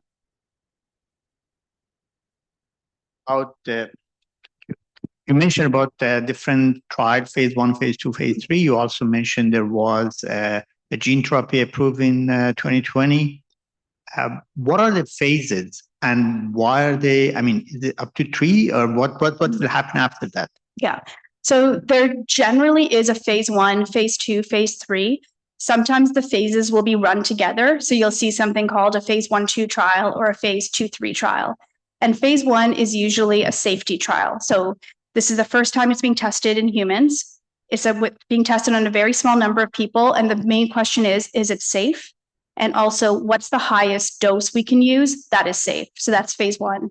Phase 2 will be a slightly bigger trial, again, testing out sometimes different doses, but usually one dose. Phase 3 traditionally is 1 or 2 much larger trials, and they're usually done what's called a RCT, a randomized control trial. So you'll have an arm that isn't treated, and then you'll have an arm or patients that are treated.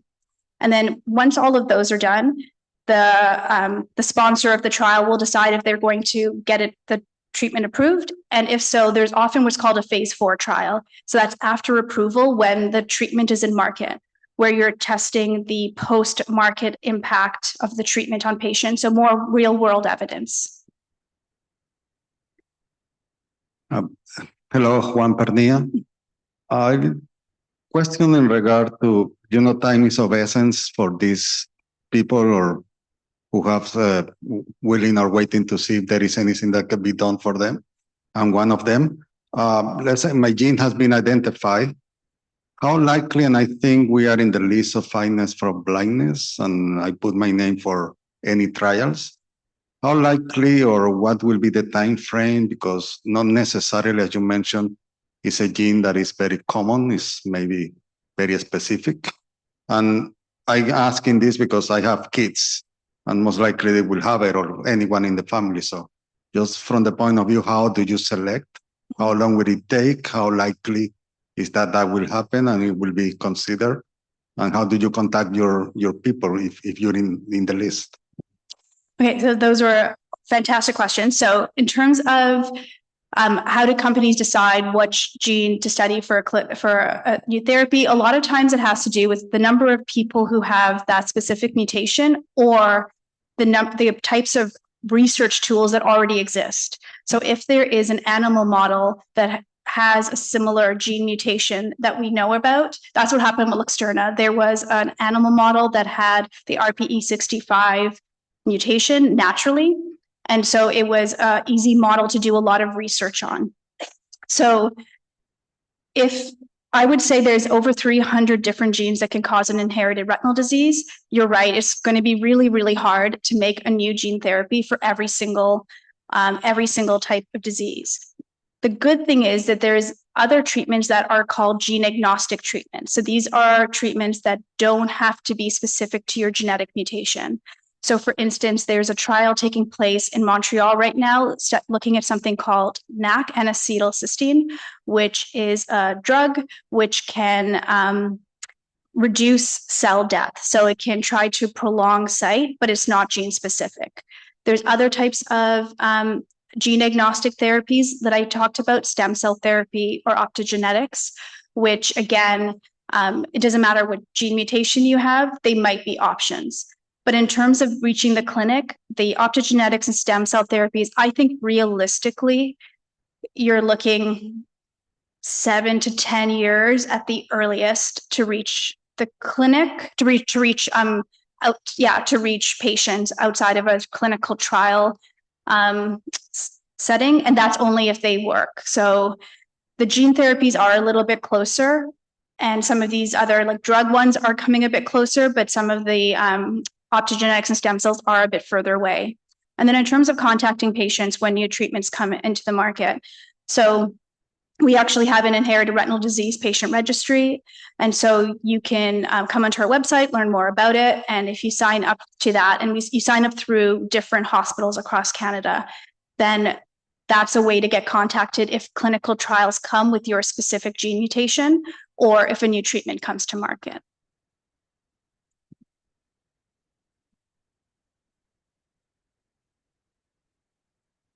So I was curious about the phase 1, 2, and 3 trials that you mentioned that are in the works for a lot of these treatments. When you talked about, because they're so innovative and so new, we have very little longevity information. So does that mean that during these trials, whether they work or not, are they being followed up? Are we going to be able to, in 20 years, 50 years, find out that these might have been infant trials that we learned from, and we learned that they worked or didn't work, or we improve on them to make the treatments better as we go along? Oh, that's an amazing question. So I think in many cases, yes, we are continuing.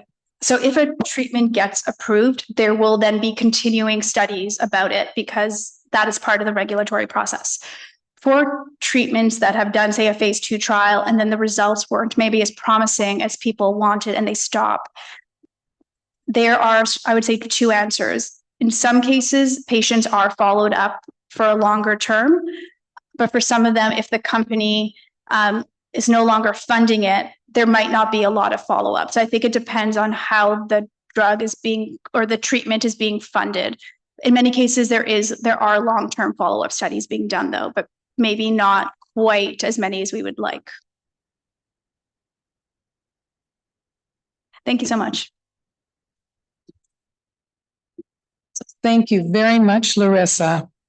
I will say CCB is very proud to be a partner with Fighting Blindness Canada. The expertise that Larissa and FBC provide in research for eye disease is invaluable. So thank you, Larissa. So we have a final speaker. Our keynote speaker today is Melanie Marsden. Melanie's story will talk about the intersectionality of being Indigenous, blind, and growing up in poverty, As a social worker with over 20 years of experience, Melanie raises awareness of the importance of technology and having the strength to push forward despite facing constant attitudinal barriers. Melanie raised 3 children, attended university, and after found work. But to do this, she had to develop her own network and set of skills to move from surviving to thriving. Melanie understands and also practices the concept that when we all work together, we can succeed and our mental health will improve. So please let's welcome Melanie. Good afternoon, everyone. I'm kind of like, who are they talking about? I'm not used to all of this. So my Indigenous name is Delbane Weskekwi, which is She Carries the Light. I have a new guide dog, Maisie. So if I pause for a moment, it's more to make sure she's behaving herself because she's still new. I am blind or visually impaired. And I had retinopathy prematurity. So I'm 61. And back in the day when I was born in 64, because I was premature, they put me in an incubator, and the incubator is what caused a burning of the nerve endings. So although I had some usable vision up until maybe 30-ish, like where I could see the sidewalks, when I was 10, I could read large print, like from 0 to 10, and then it just deteriorated with cataracts and so on. So I'm just giving a little bit of like where my vision is at the moment. I only see light now. So that's me for where the vision piece is concerned. When I'm speaking today, I'm referring to much of my own experience as a certified social worker, and also from my lived experience as Leslie spoke earlier. I'm also going to try and speak about mental health and why it's so important. And I know everyone else that spoke before me was speaking more around the technical side. I'm going to be speaking more about the social working piece and why it is so important for us to take care of ourselves from an emotional perspective. So the intersectionality piece that I bring, I am Indigenous and I do have a ribbon skirt at the moment on. And I wear that because that's part of the tradition to signify that I am Indigenous.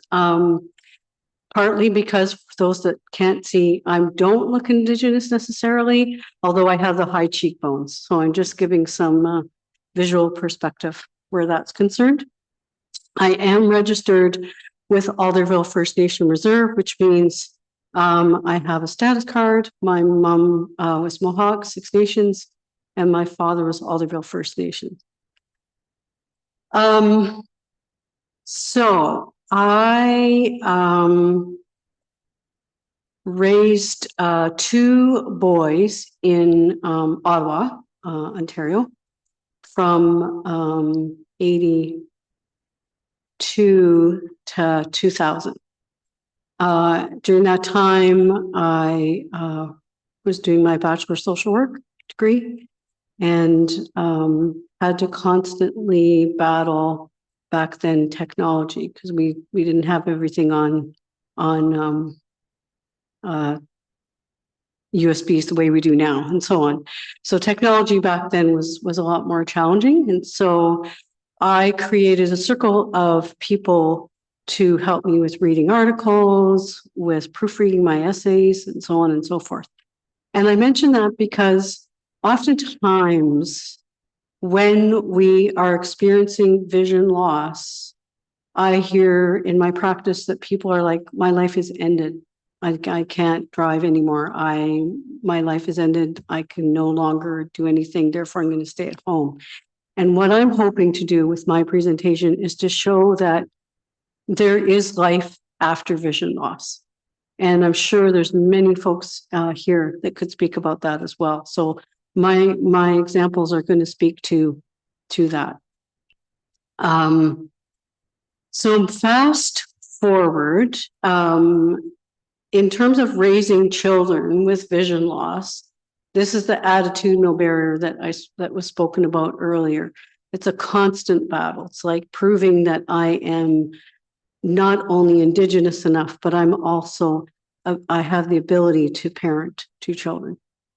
And the constant attitudinal barrier that I had to face was exhausting. So of course it's going to impact my mental health, right? And it's up to me to then do something about that. Even though there's barriers, even though there's attitudinal barriers, even though there's systemic issues going on, in my way, it's my responsibility to find the services I need that can help me thrive through my life and through my struggles. This is what's worked for me, right? I can only offer suggestions. It doesn't mean it's going to work for everyone else. Okay. So, in developing my network, it also included friends so that my boys at the time could do camping with them. It included going to Algonquin Park. And to this day, even though that was back in 95, my middle son, who's now 38, says, Mom, hey, I remember when we were in Ottawa and we're part of NC Visa and we went to Algonquin Park, right? So even with vision loss, as a parent, I wanted to ensure that my children could have the best quality life as they possibly could. My vision loss isn't hereditary. So for me, I wanted to do what I could to make sure their life was as fulfilling as possible. Moving forward, I had my third son, and I had my third son, and I was an older mom then. So I'm like, how am I going to now do this with my third son? I had worked for a while, so I finally accomplished that, which was great. But again, I got another guide dog. I'd use a back carrier. I'd carry my son on my back, and we traveled throughout Toronto. So sometimes when we're experiencing these things, we have to find creative ways to work through the issues that we're having. Okay. So for traveling, that's what I did as someone with vision loss, because at that point now, I don't really have usable vision. That could, like, I could see when the lights are on, that's it. Okay. I did back in 95. So, I seen a doctor and they were like, okay, we can take your cataracts out, then you can use glasses, blah, blah, blah. And I did all that. And I was really hopeful. Now I was, about 31, 32. That was so flippin' devastating. I can't even tell you how devastating it was, because it didn't work. Like the cataracts were gone. Yes. The glasses I had back then were really as helpful. And so I was devastated. I'm like, what the heck? Like, I've been blind all my life. Why is this like impacting me? And it's like, because there was a little tiny bit of hope, right? And I put so much effort into that rather than realizing, wait a minute, I still have a quality of life. It just took me back for a moment. So it doesn't mean you don't have hope. It just means try to be realistic with what's out there and what can be helpful. And ask questions. We are responsible for ourselves. We are responsible for the care that we get and don't get. So when a professional isn't being caring, isn't taking the time to answer our questions, it's okay to ask. Because sometimes even myself as a traditional counselor, I get talking and a community member might say, hold on, wait a minute, what do you mean? Like, I need you to slow it down a bit. And I'm like, oh, right, thank you for the reminder. So, okay, so the next piece is around employment. So after I got my bachelor's social work, I was in Ottawa. It took me a while to find employment. I would say that technology is what helped me. So that's why I will always put a plug out for Get Together with Technology Group. They are fantastic, can do individual work through CCB. And, there's a lot of other agencies out there that can do tech work, but it's so important to know your technology. And I'm not a technology person, so I really have to struggle at it. And I understand it's not easy. It is so vital. It's, for me, I remember being at a presentation and someone said, technology is my eyes. And I'm like, that's brilliant. I can't remember who said that, but it's a brilliant thing. So moving forward, I decided to do my Master of Social Work Indigenous field of study because, well, I am Indigenous. I wanted to reclaim my identity.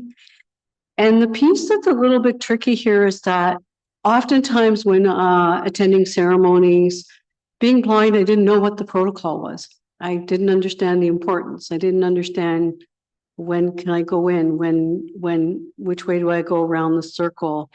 And so doing my Master's of Social Work Indigenous Field Study gave me that opportunity. So it's finding out who I am, what my identities are, and how can I then live in a world as a person with vision loss, that's a parent, that's a grandma, right? And that's working full-time as a traditional counselor. I also have my practice as a counselor on the side. It's all about relationship building, asking questions. And even when we're feeling fearful, that's okay. Because being fearful means we're feeling something. Know who you are, right? Know your location. Like if you're a woman, I identify as female. If you're racialized, so I identify as Indigenous. If I've lived in poverty and I know what it's like to struggle, and I'm very, very privileged to have worked through that system and not be in that situation now. It took a long time to get there. And I didn't do it by myself, right? I did it with the help of friends, with the help of family, with the help of perseverance, and with the help of I've been put on this world and I need to do what I can to make the best of the situation that I have. And so I build relationships with people. And it was great that Mato is here today. And it's great that Ari's here and all part of Trailblazers. That's building relationships, right? Those are folks that do things, right? So that even when we may feel frustrated with going on the TTC and people pull me to try and show me things, I can still go tandem cycling. So it's about how can we make the best out of the lives that we've been given and not letting our mental health be impacted. And it can be. So again, it's my responsibility for me. I sought counseling for quite a while to work through some of the issues that I had, because in my mind, I can't be a social worker and not work out the things that I have to work through. That would be very hypocritical. When we work together, our mental health improves. And what I mean by that is I know that if I'm stuck with technology, I can call David Green and I can say, you know what, I'm really struggling with this app and I'm not sure. And he will give me suggestions where I then don't feel stupid. He hears me, right? And that's what makes all the difference of thriving. Knowing that we're not only heard, we're also taking the time and being brave and asking for help. And that is so vital, regardless of what level of vision you have. because it's easy to go down the dark road of grief, like I did in 95. It didn't stay there. It shocked the heck out of me because I'm like, why is this upsetting me? I've been blind all my life. What the heck? Part of it is because of the stigma, and part of it is because of the attitudinal barriers that we face. It's like, oh, you're wearing glasses, or, oh, well, what's wrong with you? And how can you be a parent, right? It's those constant things that society says, people in society say to us, because this world wasn't built for people with vision loss in mind. And so for me, I've had to do what I can to move myself forward. So I got an education. I'm constantly learning technology because technology is the way to be for me to move forward. For those that are other professionals and optometrists and so on, be honest with your patients. Don't sugarcoat it. You might feel uncomfortable. Well, get comfortable with being uncomfortable, because the more honest we are with people, the easier they can start to recover with mental health. There's so many times when in my practice, people will say to me, I wish the optometrist would have just been honest with me rather than saying, well, I think there'll be a cure. Well, I think, we have a responsibility to be honest because it's hard enough out there.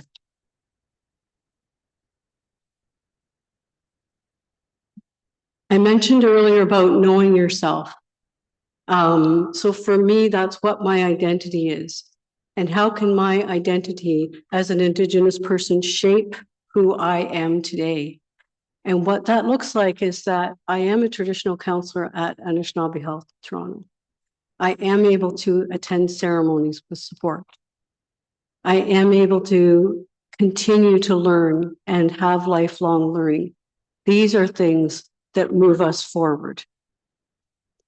How we work together is by asking questions, by saying, hey, I am a little nervous about this. That's okay. Because when we're honest with ourselves, we can move forward.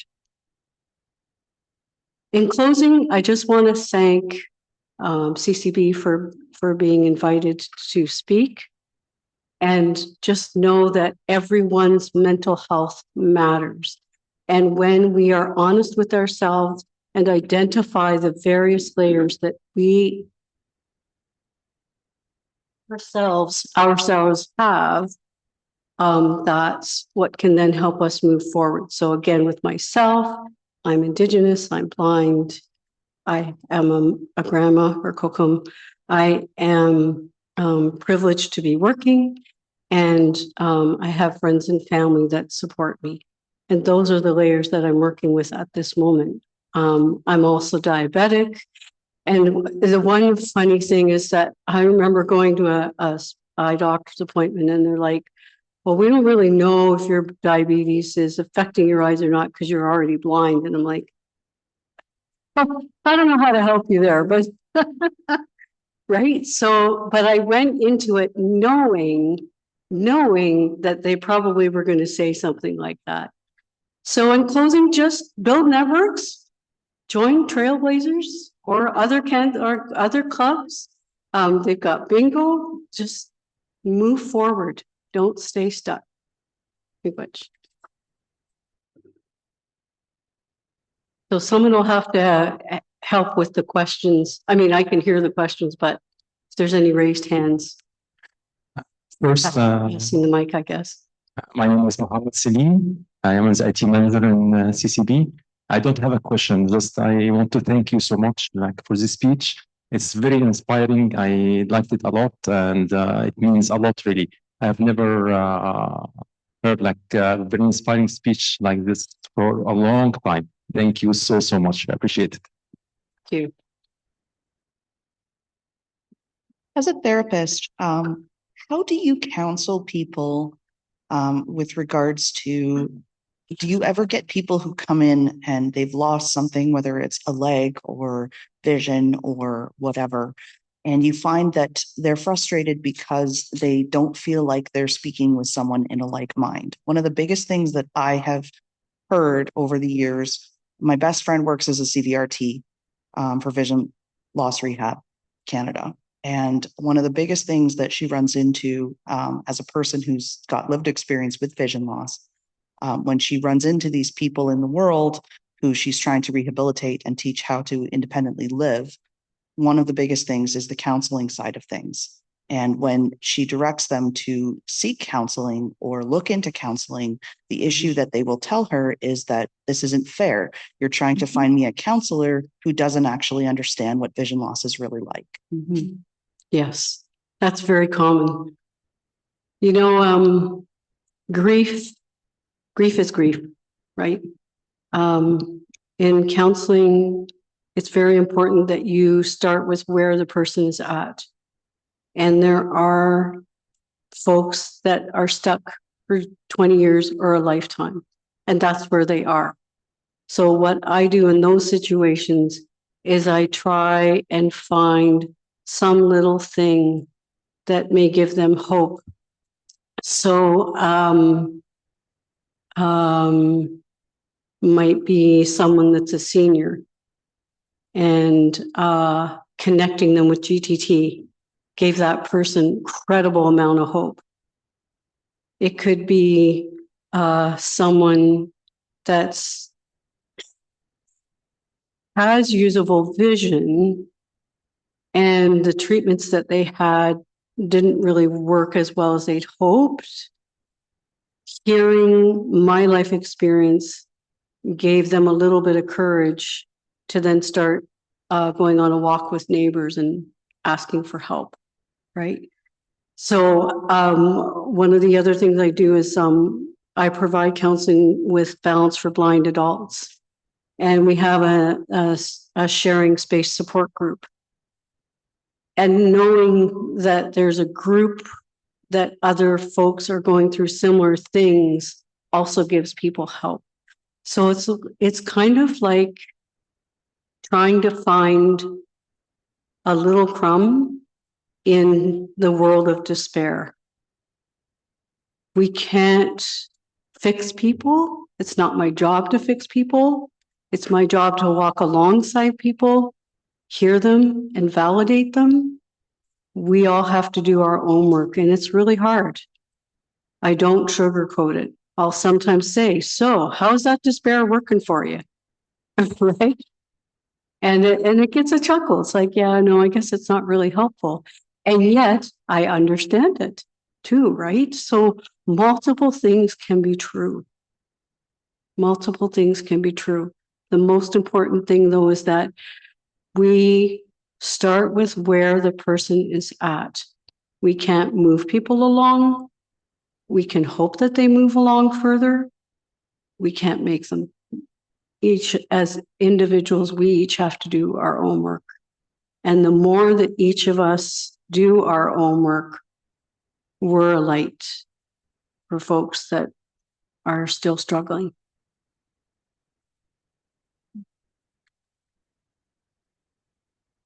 Did that help? We have one more question coming.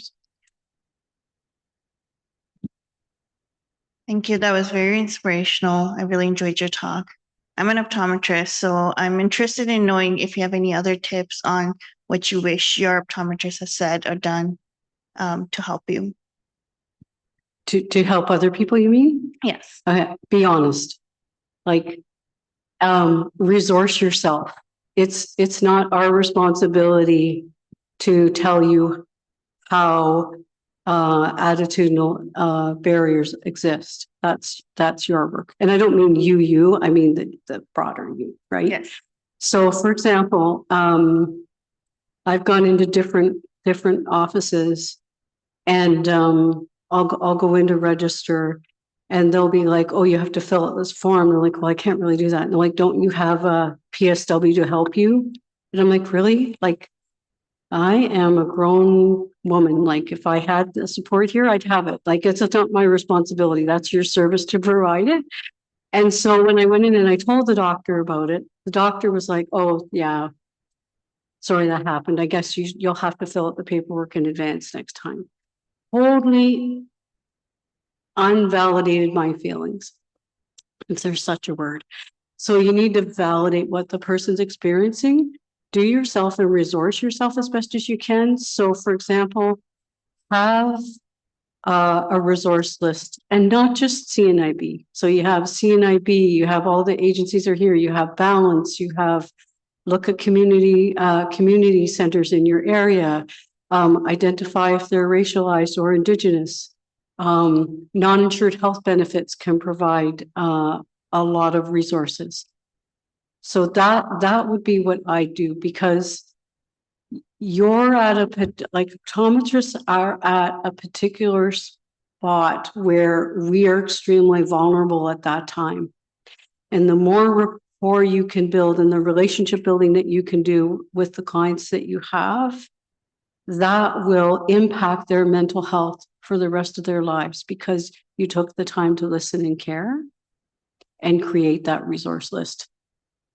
And I think, if memory serves me correctly, I think CCB Visionaries has an incredible resource list of things on their website that Ian put together with support a long time ago. And I'm sure Maddo could speak to that. But those are the things that I would say are helpful.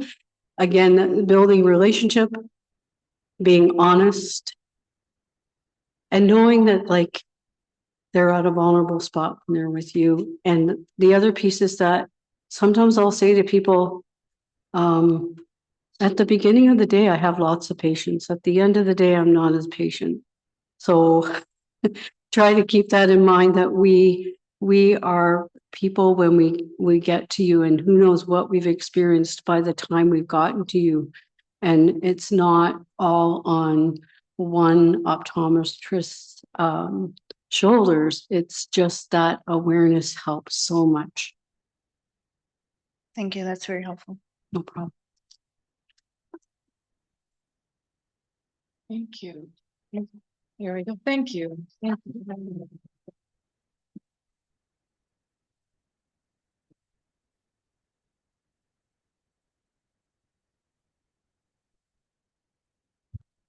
Thank you very much, Melanie, for sharing your stories about pushing through barriers and how being resilient in order to thrive, not just survive, is inspiring.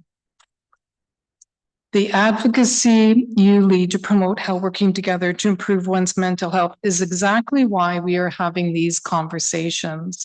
So thank you, Melanie. I'm going to clap again. So I think that's great. It's hard for many people to share personal stories, so I always admire it when we get people that will do that. So as we come to the close of today's World Sight Day conference, I want to take a moment to reflect on what we've heard and what we've shared and what we've committed to. So we began this afternoon with a simple but powerful theme: act now, act together. And throughout the day, we've seen just how urgent and how possible that call to action truly is. We heard from Francois Couillard about the progress of Bill C-284, a piece of legislation that could reshape how vision care is prioritized in Canada. We learned from Dr. Manna about the findings of the Canada Healthcare Report 2025, which laid bare the barriers that so many Canadians face in addressing basic eye care, especially in marginalized communities, rural areas, and underserved populations. We explored the importance of early childhood eye exams with Andrew Gallister and how a simple exam can change the course of a child's education, employment, and overall well-being. And we heard it from Larissa Moniz about the cutting-edge research being done to fight blindness. Research that gives us hope, but also reminds us of the need for sustained investment and inclusive innovation. And then we heard from Melanie. Melanie's keynote was not just a story, it was a mirror. a mirror that reflected the strength, the struggle, and the spirit of so many people living with vision loss. Her words reminded us that resilience is not just about surviving, it's about leading, and that mental health, accessibility, and cultural identity are not just side issues, but they are central to the conversation. As someone with lived experience, I felt deeply seen today, and I know I'm not alone. This conference isn't just about a gathering of experts. It was a gathering of voices, voices that too often go unheard, voices that carry data, yes, but also wisdom, voices that challenge systems, inspire change, and demand equity. And that's what the Canadian Council of the Blind stands for. We're not just advocates, we are architects.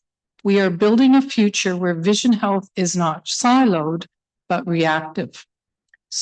Not reactive and not exclusive. A future where accessibility is baked into every policy, every program, and every partnership. But we can't do it alone. So as we leave today, I ask each of you, what will you take with you? What conversation will you continue? And what action will you commit to? Whether you're a researcher, a policymaker, a healthcare provider, or someone with lived experience, your role matters. Your voice matters. And together we can move from awareness to action, from consultation to collaboration, from barriers to breakthroughs. Let's not wait for the next report, the next conference, or the next crisis. Let's act now. Let's act together. Thank you for being here. Thank you for listening. And thank you for believing in a future where no one is left behind. Thank you.